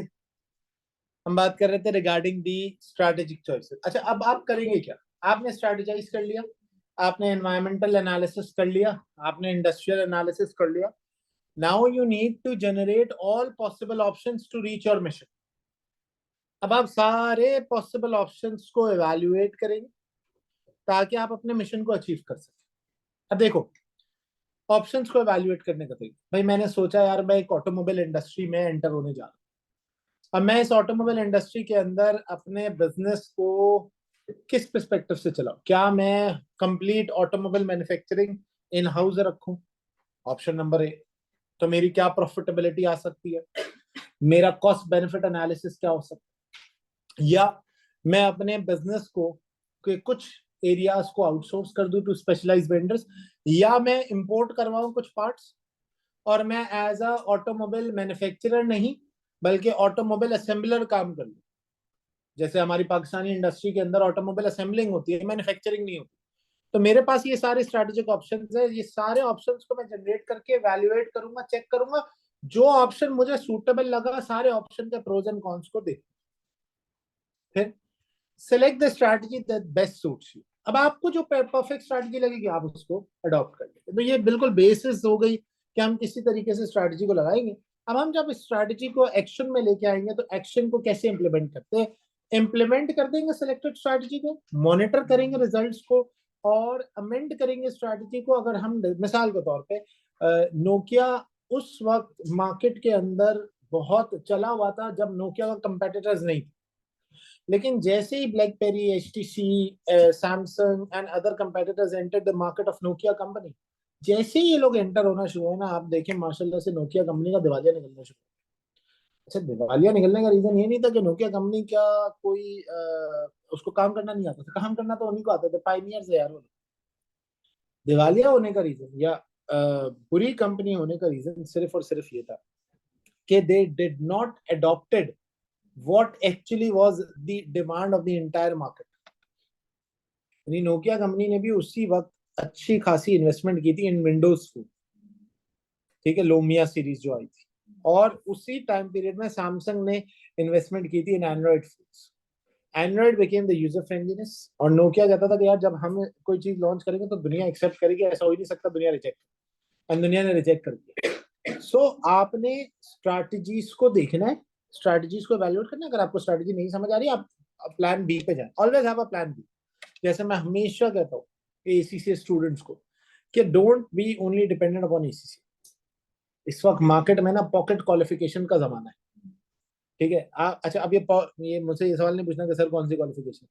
ये क्वालिफिकेशन आपकी आपकी इंडस्ट्री ग्रोथ और आपकी इंडस्ट्री की प्रेफरेंस डिफाइन करेगी। यानी आप कंपनी के अंदर काम करने गए, तो जब आप काम करने जाएंगे आपको समझ आएगा मेरा ऑडिट की फील्ड में मैं इंटरनल ऑडिट में जाता जा रहा हूँ, तो आप कहोगे भाई मैं सीआईए कर लूँ, आप कहोगे मैं सीएमए कर लूँ, आप वहीं से इंडस्ट्री आपको define. But there are many pocket qualification जो एसीसी के स्टूडेंट्स को बड़ा इनहांस करती है, और पॉकेट क्वालिफिकेशन का जमाना आ गया है। अब हम एक क्वालिफिकेशन पर डिपेंडेंट रह के काम नहीं कर सकते, मार्केट हमें एक्सेप्ट नहीं करती, हमें पॉकेट क्वालिफिकेशंस लेनी पड़ी। जैसे सीएमए यूएसए है, जैसे आईसीडब्ल्यू है, जैसे आईकैप की मेंबरशिप है, ये सारी चीजें जो है वो हम आगे इवैल्यूएट करते हैं, ताकि अगर रिजल्ट अचीव नहीं होता। देखिए आप सबने यहाँ पे इन्वेस्टमेंट की है, थोड़ी देर के लिए जरा सोचिए, आप सबने यहाँ पे एसीसीए के अंदर कितनी इन्वेस्टमेंट की होगी अंदाजन? एसीसीए खत्म होने तक कितने लग गए? 12-13 लाख तुम मुझे वो बता रहे हो जो तुमने फीसेस दिए हैं, या ओवरऑल कॉस्ट 10 लाख में हो जाएगा? पाउंड बढ़ता जाएगा तो अलग बात है। मिसाल के तौर पे अभी के रेट के हिसाब से तुम्हें क्या लगता है अगले 1-1.5 साल में तुम्हारा एसीसी कंप्लीट हो जाएगा? 1 साल में लेट्स सपोज तुम लोगों ने कितना पैसा लगा दिया होगा considering all failures including your failures? 20 lakh. अब एस्टिमेटेड 20 जोड़ो, मैं 15 ले लो, 15 लाख रुपए की वैल्यू। आपकी स्टार्टिंग सैलरी कितनी होती है? 30,000। 30,000 लगा, 30,000 अगर लगाते हैं तो साल का कितना होता है? 3,60,000। अच्छा, हम 30,000 को प्रेजेंट वैल्यू पे लेते हैं, प्रेजेंट वैल्यू पे लेते हैं, तो मैं ये कह सकता हूँ कि साल का आपने 3 लाख कमाया, 15 लाख लगाया, कितने साल में आरओआई आ रहा है? 5 साल। आपकी एज हो गई है इस वक्त, मैं किसी से पूछूंगा नहीं, बुरा नहीं मतलब आपको बुरा ना लगे, बट 25 साल। Oh sorry, I knew it, someone is going to say no. 17 हटा देता हूँ, 17 वाले हैं, मैं मानता हूँ, मैं भी हूँ आप भी हैं बस, लेकिन नियर टू 25 ही होंगे ना। कोई ऐसा तो नहीं है ना कि कोई 15-16 साल 17 साल की एज में इसी से कर रहा है। सबसे छोटी एज क्या होगी अभी आप? ना ना, बहन बेटी है 17 की। हाँ, नहीं मैं माजरत में अपने अल्फाज वापस लेता हूँ, मैं आपको 20 मान लूँ? अच्छा ठीक है, अब मेरी पिटाई हो सकती है। तो 20 साल एवरेज एज है, एवरेज 25 साल 23-24 साल लगा, आप 5 साल और लगा लें, आप 27-28 साल में अपना आरओआई निकालेंगे, ठीक है। अब 27-28 साल में जब आप अपना आरओआई निकालेंगे, उसके बाद तो आप एक्चुअली सेविंग करेंगे, तो आपका जो टाइम स्पैन होता है इंडस्ट्री के अंदर अच्छा ग्रोथ का, वो होता है 35 से 40 साल। यानी आपने ग्रोथ लानी है अगले 10 सालों में, जो कमाना है सो कमाना, उसके बाद 40 के बाद एक सस्टेनेबल इनकम होती है कि आपकी इनकम बढ़ती नहीं है, बस वो 10 इन्फ्लेशन के रेट के हिसाब से बढ़ती है। तो आप समझ लें 40 से लेके 20 साल और लगा ले, 60 साल, तो आपने इफेक्टिवली तो 10 साल काम कर, उस 10 साल काम करने के लिए आपने इतनी मेहनत की है, तो क्यों ना मैं उस 10 साल में पॉकेट क्वालिफिकेशन और इस तरह का कोई काम करूँ कि मैं उस 10 साल में इतना कमा जाऊँ कि मुझे रिग्रेट ना हो कि मैं अगले 20 साल क्या।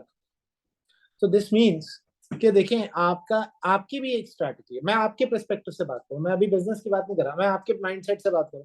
भाई यहाँ पे कोई भी 40,000 कमाने नहीं बैठा हुआ ना, आपका भी दिल नहीं होगा। आज के जमाने में 40,000 में कुछ नहीं आता। 1,200 रुपए का तो एक टेम्पर का पैकेट है। एक बात बता रहा हूँ, आगे फ्यूचर में काम आएगा, हम आजकल गुजरे तो अंदाजा होता है। तो आप खुद सोचे 1,200-1,300 का तो टेम्पर का पैकेट, 40,000 तो कुछ भी नहीं है। तो एटलीस्ट एक अच्छे लिविंग स्टैंडर्ड के लिए आपके पास 2 से 2.5 लाख रुपए की अर्निंग होनी चाहिए महीने। तो आप भी तो स्ट्रेटेजाइज करते हो, आप भी तो सोचते हो ना 80% हम बाहर जाएंगे, ये करेंगे, वो करेंगे। So strategy is something that you also make for in order to make your future secure. Same goes for the companies. Company भी ऐसे ही स्ट्रेटेजाइज करती है, एक्सटर्नल एनवायरनमेंट को भी देखती है, इंटरनल एनवायरनमेंट को भी देखती है, और देखती है, कोशिश करती है कि हम इन एनवायरमेंटल फैक्टर्स को आगे बेहतर बना सके। कहता है एक्सटर्नल एनवायरनमेंट में क्या क्या आता है? एक्सटर्नल एनवायरनमेंट मीन्स इनको दे देगा, आप लोगों को होगी सही, ठीक है, बस आप फिर अपने पास रखो, मैं ले लूंगा आपसे। Environmental factors, external environment, that's यार इस पे साइन सब कर देना, मतलब नाम वाम लिख देना प्लीज, क्योंकि मैसेजेस इससे आएंगे फिर। एक्स्ट्रा। और प्लीज ग्रुप पे सब ऐड हो, भले आपने अभी पे किया है नहीं पे किया, रजिस्टर्ड हो या नहीं हो, ग्रुप में ऐड होना बहुत जरूरी है, क्योंकि मैं चीजें भेजूंगा उधर, फिर बाद में आप इंडिविजुअली मुझसे मांगते हैं सर ये भेज दो वो भेज दो, बहुत मुश्किल होता है। तो मैं भी ऑफिस में होता हूँ, मैं नहीं भेज सकता, फिर आप नाराज भी होते हैं, सुबह मैसेज किया था शाम तक आपने जवाब नहीं दिया। तो आप ग्रुप में ऐड हो जाओ। फिर environmental factor means in external environment that surrounds or affect the business, for example economy, loss, customer। मैंने अभी आपको एक लीगल फैक्टर की मिसाल दी थी कि जिसके अंदर हमारे लॉ ने हमारे बिजनेस को इम्पैक्ट किया। ऐसे कितने इकोनॉमिकल फैक्टर्स हैं, ऐसे कितने कस्टमर, जैसे एक नया कॉन्सेप्ट आया, नया तो नहीं कहूंगा, वीगन कंज्यूमर्स का मार्केट के अंदर बड़ी डेवलपमेंट होती जाती है। लोगों को वीगन, लोगों को वेजिटेरियन कंज्यूमर्स बनने का एक पर्सोना क्रिएट कर रहे हैं।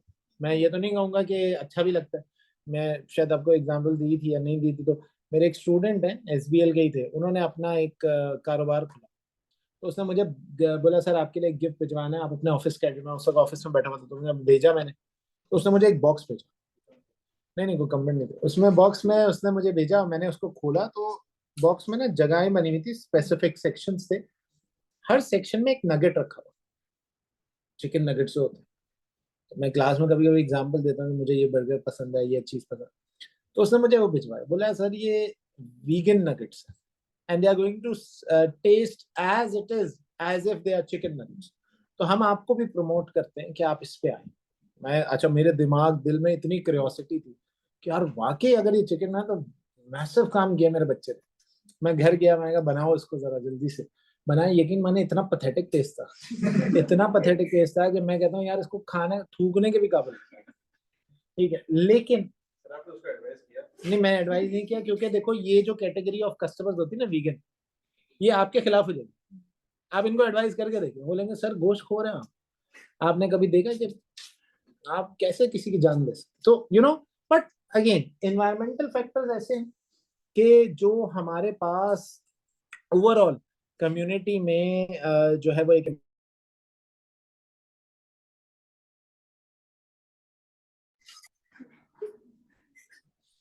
जी।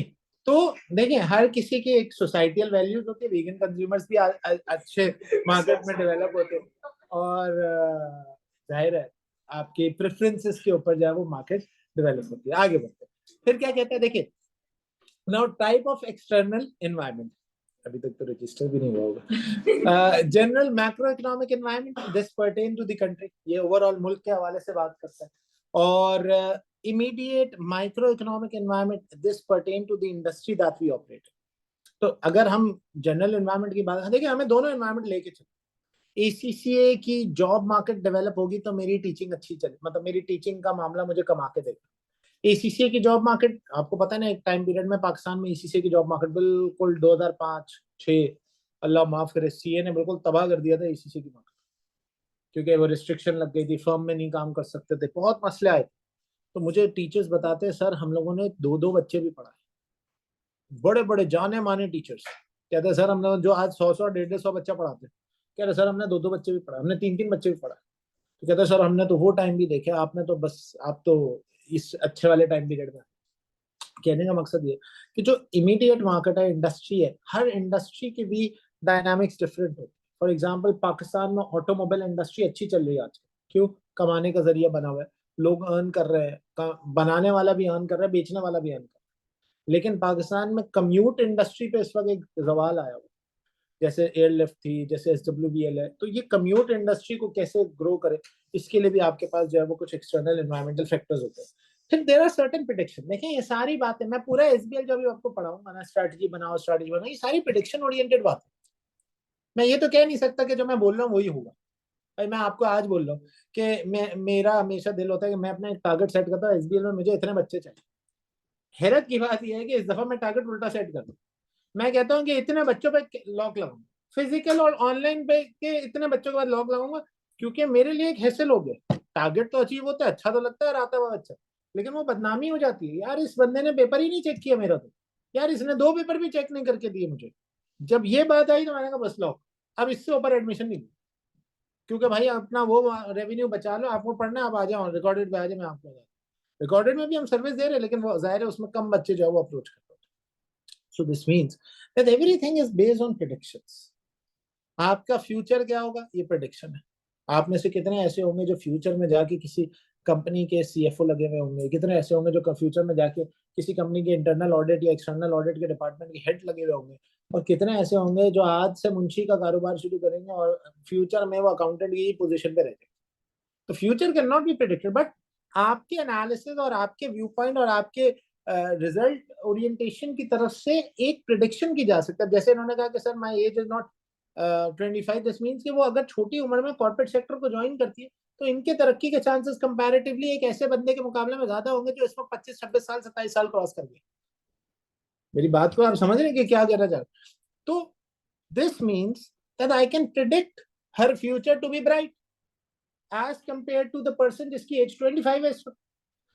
तो इसी तरह कंपनी कुछ एनालिसिस, कुछ डेटा की बेसिस पे ये प्रिडिक्ट कर सकती है कि किस एरिया में हम प्रोफाउंड रिजल्ट्स, हम बेहतर परफॉर्म करेंगे और किस एरिया में नहीं, depending upon the external and internal factors. कहता है prediction as environment is uncertain, prediction is required in order to plan ahead. Now what we are trying to do is we are trying to plan ahead. हम ये देखते हैं future में क्या होगा, हम ये देखते हैं आगे जाके क्या होगा, हम ये देखते हैं कि हमारे बिजनेस की पॉसिबिलिटीज क्या हो सकती है, हमारे बिजनेस के प्रोस क्या है, हमारे बिजनेस की कॉन्स क्या है, हम कहाँ पे जाके सस्टेन करेंगे, हम कहाँ पे जाके मार्केट को डेवलप करेंगे. मैं आपको बड़ी अच्छी एग्जांपल देता हूँ. हमारे पाकिस्तान के अंदर there is a soda shop with the name of thirsty, जिसने सोडा को रेवोल्यूशनाइज किया था. ये कॉन्सेप्ट पहले स्कूल्स के बाहर ठेलों पे मिलता था कि आपको पेप्सी और इन सारी चीजों को 5-10 रुपए के ग्लास के अंदर वो प्रोवाइड करते थे, और this was never meant to be bought into soda parlours. Soda parlours का कॉन्सेप्ट तो था ही, जैसे आइसक्रीम का कॉन्सेप्ट एक नॉर्मल ग्रोसरी मार्ट में एक स्टिक वाली, एक कोन वाली आइसक्रीम गाड़ी या घर में बैठ के खाने का था. ये आइसक्रीम पार्लर्स का कॉन्सेप्ट तो बास्किन रॉबिन्स और स्विंसन्स और हागेनदास और ये सारी चीजें पाकिस्तान में लेके आए. इसी तरह ये जो आपका सोडा का कॉन्सेप्ट है, this was adopted directly from India. And now thirsty का मैं आपको बता रहा हूँ, एक ऐसा जमाना था कि मैं उस वक्त बहादुराबाद में एक इंस्टीट्यूट में पढ़ाता था और उसके नीचे थर्स्टी होता था, आप सब जानते हैं उनका नाम. तो उस जगह पे बाकायदा लोगों की लाइन लगी होती थी in order to get that specific product of thirsty. Sir आप सोचे कि वो मार्केट डेवलप कर गया, उसने मार्केट में पेनिट्रेट कर दिया. क्यों? Considering the need of the people.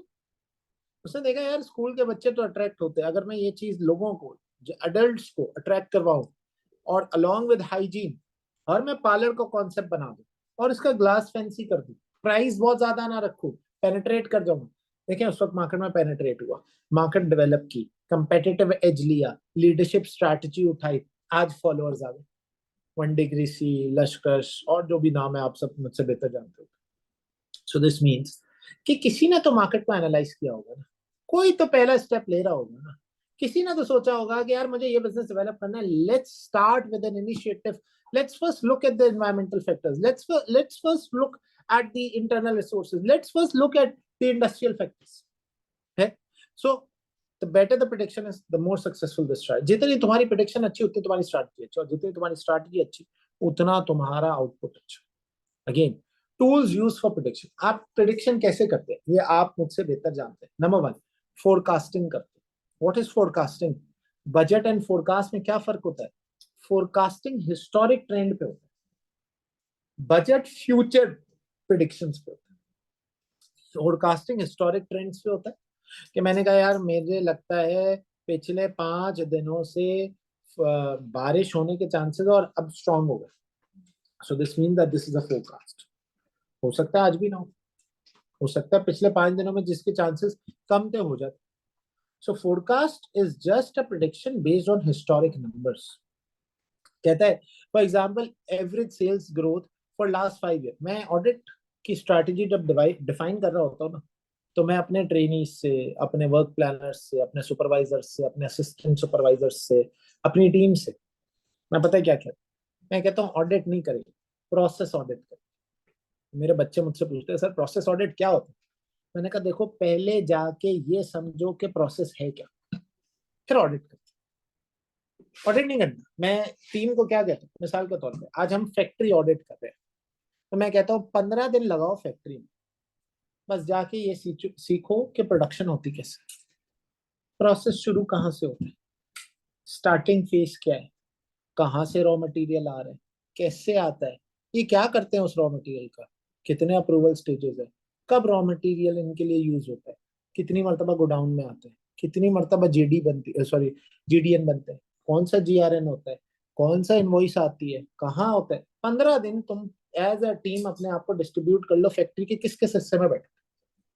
हमारी ये खातून है, मेरी ट्रेनी है, माशाल्लाह इतना स्ट्रांग काम करती है, बड़ा जबरदस्त, मतलब मेरी फेवरेट ट्रेनी है कि वो इवन क्रेन पे बैठ के कहती है मुझे ऊपर का पूरा प्रोसेस दिखाओ। क्रेन पे बैठ जाते बोलते मुझे दिखा, ले चलो मैं देखूंगा। और वो मतलब वो प्रोसेस को समझती है। फिर जब वो वापस आती है ना तो हम एक मीटिंग करते हैं, हम बोलते हैं आप बताओ। फिर मैं बोलता हूँ पॉइंट्स नोट करो, हमें इसी पे ना मैं प्रोजेक्शन करता हूँ, बोलता हूँ चलो पॉइंट्स नोट। हाँ भी क्या सीखा सर, ऐसे ऐसे होता है सर, आपको पता है प्रोडक्शन ऐसे होती है, रॉ मटेरियल यहाँ से सर पता है आपको, अप्रूव वेंडर पता है आपको, ये मैंने कहा आप देखो ये 6 चीजें निकाल ली, लेट्स स्टार्ट ऑडिट। हमने तो बनाना ही नहीं है कंपनी, हमने तो बनानी ही नहीं है प्रोडक्शन प्लांट, लेकिन अब तुझे ये समझ आ गया कि प्रोडक्शन हो कैसे रही। इसी तरह सेल्स ऑडिट, मैं कहता हूँ जाओ सेल्स टीम के साथ बैठ जाओ, चले जाओ इसके साथ, ये जा रहे हैं ना सेल्स करने, जाओ इसके साथ, बोलो एक देखो कस्टमर को क्या बोलते हैं। सर ये तो गलत बयानी करते हैं कस्टमर के साथ, सर हमारी ना 3 मिलियन की एक लिमिट है कि नए कस्टमर को हम 3 मिलियन से नहीं दे सकते। सर ये तो खुद जाके कस्टमर को बोलता है कि 2 इनवॉइस बनवा, 3-3 मिलियन, पकड़ा गया ऑर्डर, निकलना शुरू हो गई चीज। तो प्रोसेस ऑडिट, अभी सारी चीज का ताल्लुक यहाँ पे क्या है, बिजनेस किस चीज का नाम है, सिनेरियो बिल्डिंग, बिजनेस किस चीज का नाम है, स्ट्रेटेजाइज करना, बिजनेस किस चीज का नाम है, प्री प्लानिंग। अगर आप इन्वायरमेंट को पहले से एनालाइज ना करें और बिजनेस धंधा खोलना शुरू हो जाए और बोले प्रॉफिट नहीं हो रहा, तो नहीं हो।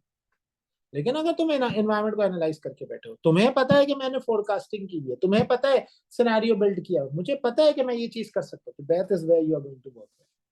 तुमने प्रोसेस समझ लिया, तुमने बिजनेस प्रोसेस समझ लिया, तुम्हें पता चल गया इंडस्ट्री ऐसे चलती है, तुम्हें पता चल गया मार्केट ऐसे चलती है, तुम्हें पता चल गया डिमांड डायनामिक्स ये है, तुम्हें पता चल गया रॉ मटेरियल्स के ये रिसोर्सेज है, तो यार कैसे हो सकता है तुम्हारा बिजनेस फेल हो। सो फोरकास्टिंग एवरेज सेल्स की बेसिस पे for the last 5 years, however it is not necessary that the historic sales trend will continue to be in the future। ये सही याद है, लेकिन कोई अनहोना इवेंट हो तो ना हो ना, मतलब कोई अनोमली होगी तो फिर जाके आपको होगा कि हाँ यार हिस्टोरिक ट्रेड इवेंट जो है ना वो हमारी करंट सेल्स को प्रोटेक्ट नहीं कर सकते। जैसे कोविड आ गया, सारी दुनिया के बिजनेस धरे के धरे रह गए। कोविड के अंदर 99% बिजनेस को हिट आ गया, जो हिस्टोरिक मतलब सारे नंबर्स, मैं कोविड में गवाही दे सकता हूँ, मेरे बिजनेसेस के अंदर सारे नंबर्स जीरो हो गए। हमारी सारी हिस्ट्री, हमारे सारे हिस्टोरिक ट्रेंड्स, हमारी सारी फोरकास्टिंग, हमारी सारी बजटिंग, हमारे सारी सिनेरियो बिल्डिंग, हम जितने भी नंबर्स पे काम करते हैं ना, मतलब मैं थोड़ा सा ऐसा बंदा हूं जो नंबर्स और प्रिडिक्शंस और डॉक्यूमेंटेशन पे काम करता हूँ, मुझे जरा ये चीजें अट्रैक्ट करती है।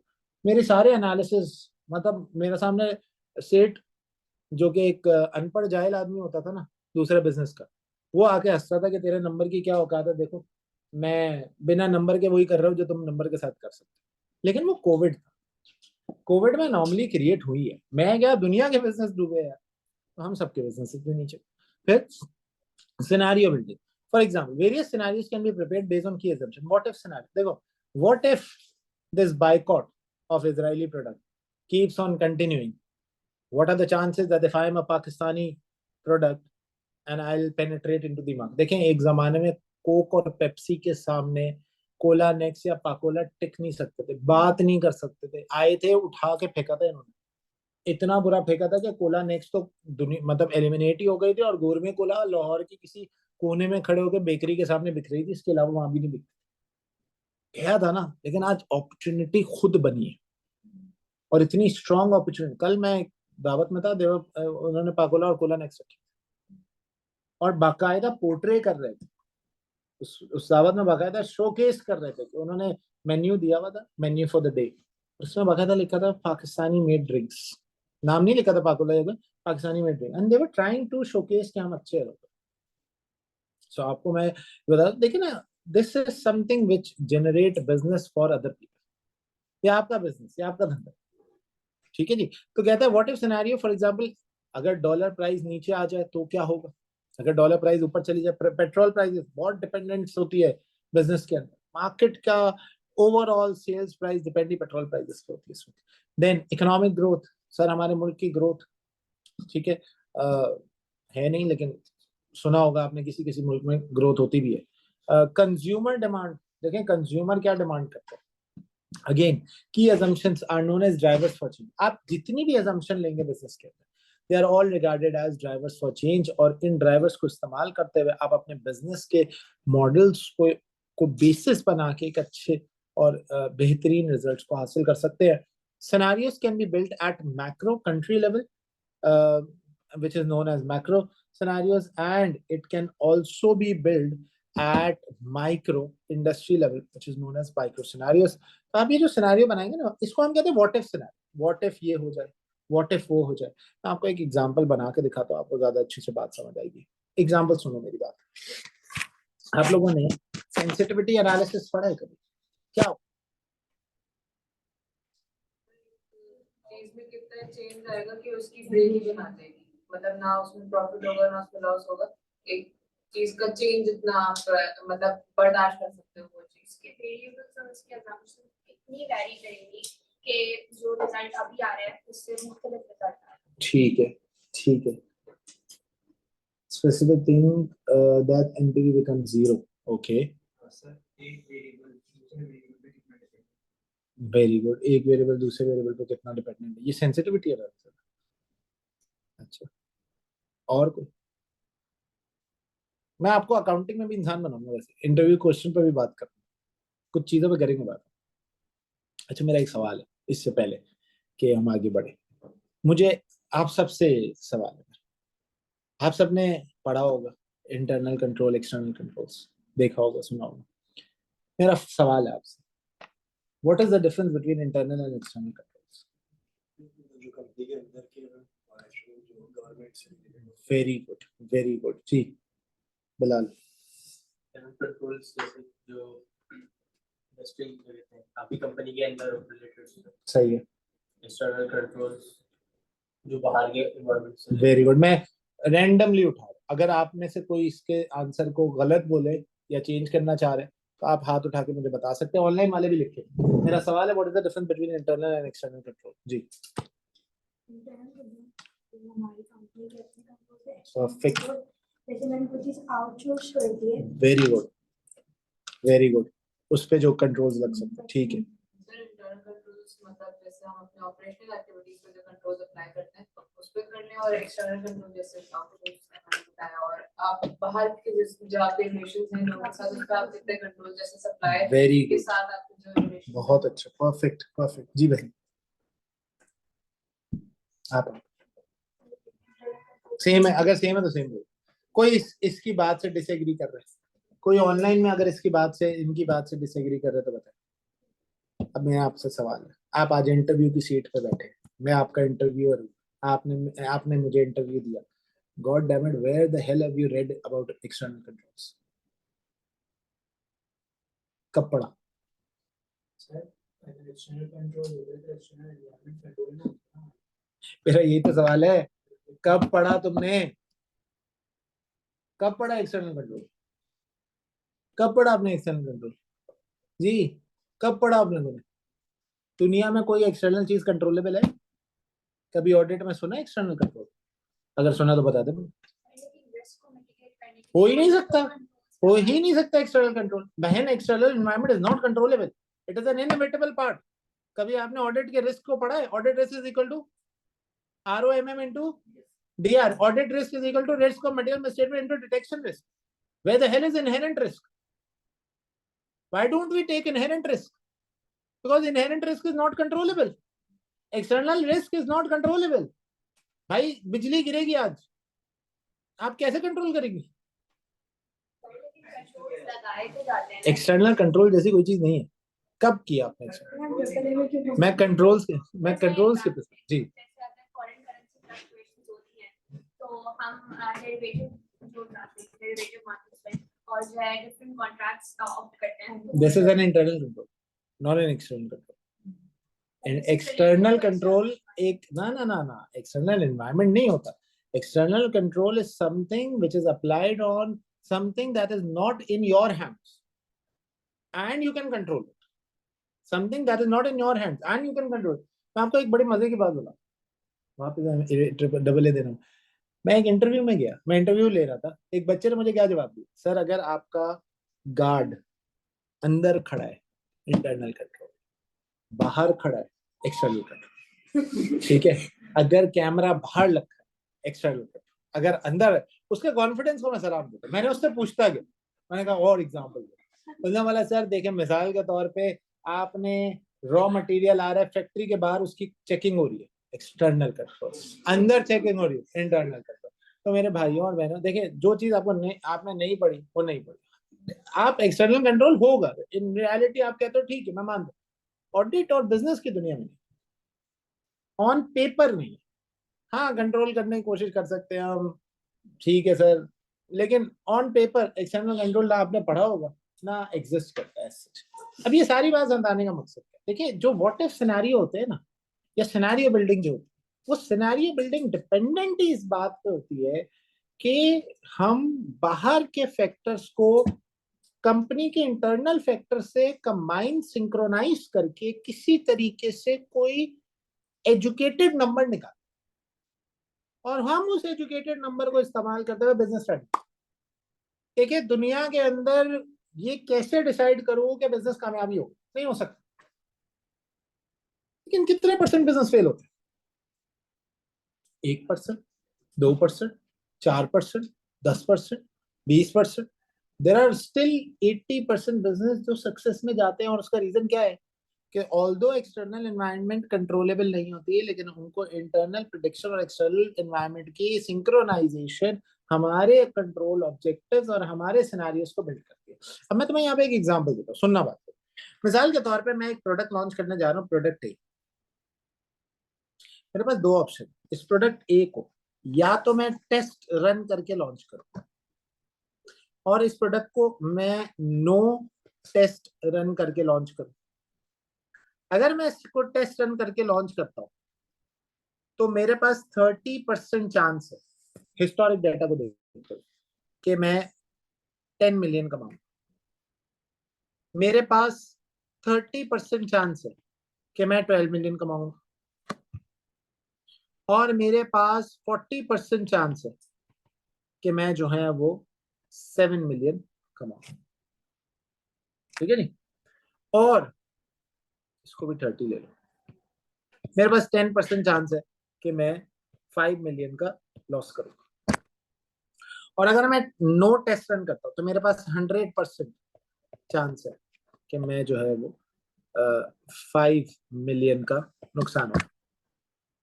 अब मेरा सवाल है, क्या मैं इस बिजनेस के अंदर पैसा लगाऊं? पैसा इन्वेस्टमेंट जो है वो लेट्स सपोज 8.5 मिलियन की। मेरा आपसे सवाल है, should I invest in this और नॉट? बताइए। ये ऐसे यस तो मैं भी नहीं बोल सकता था, कैसे निकाला मैं? नहीं, अच्छा पता है आप क्या करोगे? आप निकालोगे एक्सपेक्टेड वैल्यू, 30% मल्टीप्लाई बाय 10 कितना होता है? 0.3 मिलियन। 30% मल्टीप्लाई बाय 12 कितना होता है? निकाले, मैं निकाल लेता। 6.6 नहीं 0.66 सही है, 0.36 मिलियन। अच्छा 7 मिलियन मल्टीप्लाई बाय 30% कितना? 0.21 नहीं होगा यार, हम लोग गलत ही निकाल। अरे भाई 3 मिलियन, 3.6 मिलियन और 2.1 मिलियन और 0.50 मिलियन का लॉस। वो करो, टोटल करो।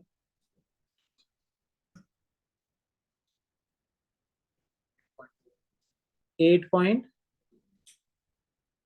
तुमने अपने सारा एनालिसिस कर लिया, सब कर लिया, 8.5 मिलियन की इन्वेस्टमेंट पे गलत है कुछ? गलत 8.5 मिलियन की इन्वेस्टमेंट पे 8.2 मिलियन कमा रहे हो। आपने छूटते ही कहा था कर दे सर, गया बिजनेस पानी में। $8.5 मिलियन की इन्वेस्टमेंट तुमने करवा दी, 8.2 मिलियन कमाया, गोली मार देगा तुम्हारा बॉस तुम्हें। कभी भी आंसर बिना सोचे समझे नहीं देना, कभी भी बिजनेस में, कभी भी स्ट्रैटेजी में, कभी भी एसबीएल में। ये नहीं देखना कि यार इसमें आंसर तो सही सही लग रहा है, सब कुछ सही से आ रहा है, चलो let's do. Expected value is depicting a loss of 0.3 million and if I am going to invest 8.5 million और मैं आप मुझे आके देंगे ना 8.2 मिलियन का नुकसान सर प्रॉफिट हो गया या 8.2 मिलियन का रेवेन्यू आ गया सर हमारे पास, अब अकॉर्डिंग टू मैं कभी भी इस मॉडल में पैसा ना लगाऊं। मैं पागल हूं मैं इस मॉडल में पैसा लगाऊंगा जिसमें 8.2 मिलियन कमाऊं और 8.5 मिलियन लगाऊं? आप भी नहीं लगाएंगे, सच्ची बात है। लेकिन आप मुझे एक आर्ग्यूमेंट दे सकते हैं, सर ये तो प्रेडिक्शन है ना सर, ये तो एनालिसिस किया परसेंटेजेस का। बिल्कुल, लेकिन नहीं देखिए प्रूडेंट बेसिस तो होगी, लेकिन हिस्टोरिक ट्रेंड पे हिस्ट्री हो, ऐसी कोई प्रोडक्ट पहले लॉन्च हुई होगी उसके साथ ये हुआ, ठीक है। तो ये कॉन्सेप्ट अगेन आप मुझे एक ही आर्ग्यूमेंट पे बोल सकते हैं जिस पर मैं शायद थोड़ी देर के लिए चुप भी हो जाऊं, एंड दैट इज कि सर ये तो प्रेडिक्शन है, ये तो सिनेरियो बना दिया आपने कि मेरे हिसाब से 30% चांस है 10 मिलियन कमाओ, मेरे हिसाब से 30% चांस है कितना कमाओ, और मेरे साथ तो नो टेस्ट रन का तो सवाल ही नहीं पैदा होता, क्योंकि आप 5 मिलियन का पक्का पक्का नुकसान करेंगे, यहाँ पे एटलीस्ट 0.3 मिलियन का नुकसान होगा, तो वो तो छोड़ दे। लेकिन सर आप ये तो सारी प्रेडिक्शन है ना, तो पूरा बिजनेस ही इस बेसिस पे चलता है, तो हमारे पास कोई शॉर्ट एनालिसिस तो है ही नहीं। तो जब हम इस तरह की प्रेडिक्शन करते हैं तो हम सिनेरियो बिल्ड करते हैं, this was actually a scenario. What if अगर मैं 30% कमाऊं, इसलिए व्हाट इफ 30% कमाने का चांस ये है, व्हाट इफ 30% कमाने का चांस ये है, व्हाट इफ 10% का लॉस का चांस ये है, तो अगर इस सारी चीज को एनालाइज करो तो I reach to a conclusion that I should not invest, और इस कंक्लूजन की बेसिस हो सकता है देयर आर 10% चांस, 15% चांस कि मेरी ये प्रेडिक्शन गलत हो जाए और मैं 8.6 मिले, लेकिन ऐसा नहीं हो सकता कि मैं 8.6 के बजाय 92 मिलियन कमा जाऊं। हालांकि मेरी प्रेडिक्शन है, लेकिन मैं कह रहा हूं नहीं अचानक से 92, ये हो ही नहीं सकता, थोड़ा बहुत ऊपर नीचे हो सकता है। तो अगर थोड़ा बहुत ऊपर नीचे होने का चांस है ना, तो मैं शायद फिर भी यहाँ पे एक फ्लूक खेलूं, लेकिन उसके बाद भी तो मैं स्ट्रैटेजाइज करने जा रहा हूँ। कहता है various scenarios are prepared based on the key assumption. For example, that is what if scenarios are built. For example, US petrol prices, US dollar rate, petrol prices, economic growth, customer demand, key assumption are known as drivers for change. Scenarios can be built at macro or country level or micro level. Multiple scenarios are built in condition of high uncertainty. You know, you can see multiple scenarios. 30% chances. High uncertainties है, जिस market के अंदर uncertainties बहुत मौजूद होती हैं, वहां पे पॉसिबल आउटकम्स को रिव्यू करना, केटर करना थोड़ा और मुश्किल हो जाता है, प्रेडिक्शन करना और मुश्किल। लेकिन जो मार्केट डिपेंडेंट होती है पेट्रोल प्राइसेस पे कंप्लीटली, तो आप देखें ना इस वक्त बड़ा वल्नरेबल सिचुएशन, हर 15 दिन में प्राइस कभी 13 रुपए बढ़ जाती है, कभी 20 रुपए गिर जाती है, कभी 15 रुपए नीचे आ जाती है। तो पेट्रोल का ग्राफ इस तरह चल रहा है सब मार्केट। जो बिजनेस इस वक्त कनेक्टेड है वो बड़ा परेशानी के साथ ये सिनेरियोस बनाता है, और हर बिजनेस बनाता है, पता है हम भी बैठ के बनाते हैं।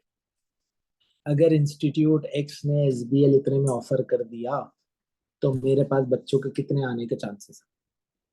बच्चे तो सीधा सीधा अब तो स्ट्रेट फॉरवर्ड मैसेज करते हैं, सर आपको पता है एक्स वाई जी ना इतने में ऑफर कर रहा है, आप पढ़ाएंगे मुझे इतने में, नहीं तो मैं उधर चला जाऊं, बाकायदा धमकी के साथ। सर जाऊं, आपके एडमिन को मैंने बता दिया इतने में ऑफर कर रहा है, मैंने उनको पिक्चर भी दिखा दिया, सर आप बता दे मैं जाऊं, बाकायदा बार्गेनिंग सिचुएशन पे ला देते हैं। अच्छा पहले हम कहते थे यार I don't give a dam, अब क्योंकि सिनेरियो ऐसा हो गया कि ओवरऑल मार्केट एनवायरनमेंट डेवलप नहीं हो रही, ओवरऑल मार्केट एनवायरनमेंट जो है वो हमारी पाउंड की कंस्ट्रेंट्स है, हम कहीं ना कहीं बार्गेन करना शुरू हो जाते हैं। हालांकि अच्छा नहीं लग रहा होता, लेकिन कहते हैं अच्छा सुनो तो सही, अच्छा बात तो सुनो, and that is where you know scenario building works, है ना। ऐसा मैं सिर्फ मिसाल दे रहा हूँ, ऐसा कुछ भी नहीं है। फिर नेक्स्ट बात, environmental analysis. Now what is an environmental analysis? पता चले फहीम भाई को जाके बोले सर आपको पता है ऐसे ऐसी बातें बताइए सब। Every business has to analyze the environment in order to prepare the strategy, as there are two types of environment. Both environment have to be analyzed. Following two models are used to analyze the overall specific environment. Generic environment को, generalise environment को आपने analyse करना है मेरा बेटा, तो आपके पास pastel model मौजूद है। अगर आपने इमीडिएट एनवायरनमेंट को एनालाइज करना है तो आपके पास पॉटर फाइव फोर्सेस मॉडल मौजूद है। हम दोनों मॉडल को ही आराम से चीजों को देखेंगे और इंशाल्लाह हम इन दोनों मॉडल को भी एनालाइज या रिव्यू करेंगे। Strategic analysis tries to find answer to the three key question. देखिए, अब सारी बात का लुब्बे लुबाब, moral of the story, conclusion ये है कि तीन बातें निकालनी है। पहली बात, where is the business now? We are nowhere. हम इनिशिएट करने लगे। पहली बात, ओके सर, हम नहीं सर, हम मार्केट में है, ग्रोथ में जाना चाह रहे हैं, ठीक है, तो हमारा बिजनेस कितना हुआ, कहाँ खड़े हैं, कितने पैसे पे खड़े हैं, कितने मार्केट शेयर पे खड़े। दूसरी बात, how might the business be affected by what is happening और likely to happen. What if ये जंग बंद हो जाए, पाकिस्तान की बिजनेस पे क्या असर आता है? व्हाट इफ अल्लाह ना करे लेकिन ये जंग चलती रहे तो पाकिस्तान के बिजनेस पे क्या असर आता है? ओवरऑल इकोनॉमी में क्या असर आता है? पेट्रोल प्राइसेस में क्या असर आता है? कोई मुल्क किसी दूसरे मुल्क को धमकी देता है, ऑटोमेटिकली क्या होता है? हमारे मुल्क की मार्केट गिरती है। आपको पता है आज स्टॉक मार्केट 2600 पॉइंट से नीचे आई है, ठीक है, अचानक से कहाँ 70,000 पॉइंट को टच कर रही थी, अचानक 2600 पॉइंट नीचे गिरी, दिवालिया निकाल दिया अचानक से, मतलब थोड़ी देर के लिए हार्ट अटैक फील हो रहा था। तो देखें, मार्केट ऐसे ही चलती है। एनालिसिस इसी चीज का नाम। And how could the business respond to these likely changes? देखें, चेंज तो आना है, मार्केट ने तो चेंज हो, मार्केट आपकी एक्सेप्टेबिलिटी पे डिपेंडेंट नहीं है। मुझसे पहले एसबीएल की मार्केट में और बहुत सारे लोग थे, आज मैं हूँ, मेरे बाद कुछ और होंगे जो बोलेंगे यार बिलाल से पढ़ रहे, ओहो वो तो अब सही नहीं पढ़ा था, मुझसे पढ़ो मैं ज्यादा अच्छा। तो इट कीप्स ऑन मूविंग। एक ग्राफ है, हर उरूज को जवाल है, लेकिन उस जवाल में भी स्ट्रैटेजी करना बहुत जरूरी है, उस जवाल में डाइवर्सिफिकेशन करना बहुत जरूरी है, उस जवाल को भी केटर करना जरूरी है। क्लियर होती है बात? चले आज हम यहाँ तक रखते हैं, मुझे जरा एक मीटिंग में जाना अभी, तो मैं थोड़ा जल्दी ऑफ कर रहा हूँ। कल की क्लास होगी हमारी, same time same channel same place. Please WhatsApp group पे ऐड हो जाएगा। आप सबके पास मेरा नंबर है, अगर नहीं है तो मैं दोबारा यहाँ लिख देता हूँ, नोट कर लें।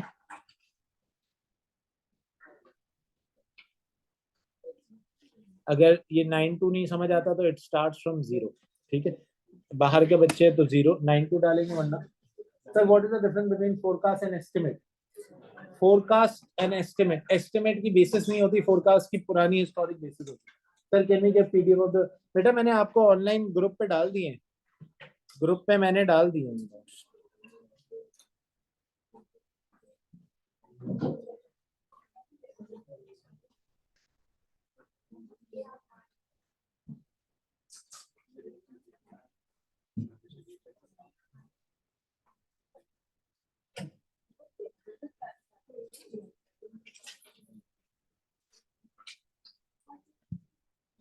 ठीक है जनाब, यहाँ तक रखते हैं, इंशाल्लाह नेक्स्ट साल। बेटा आप मुझे व्हाट्सएप करें, मैं आपको प्रीवियस लेक्चर का लिंक दे देता हूँ, यूट्यूब पे अपलोडेड है, मैं आपको अलग से भेज दूंगा, आप मुझे व्हाट्सएप करें।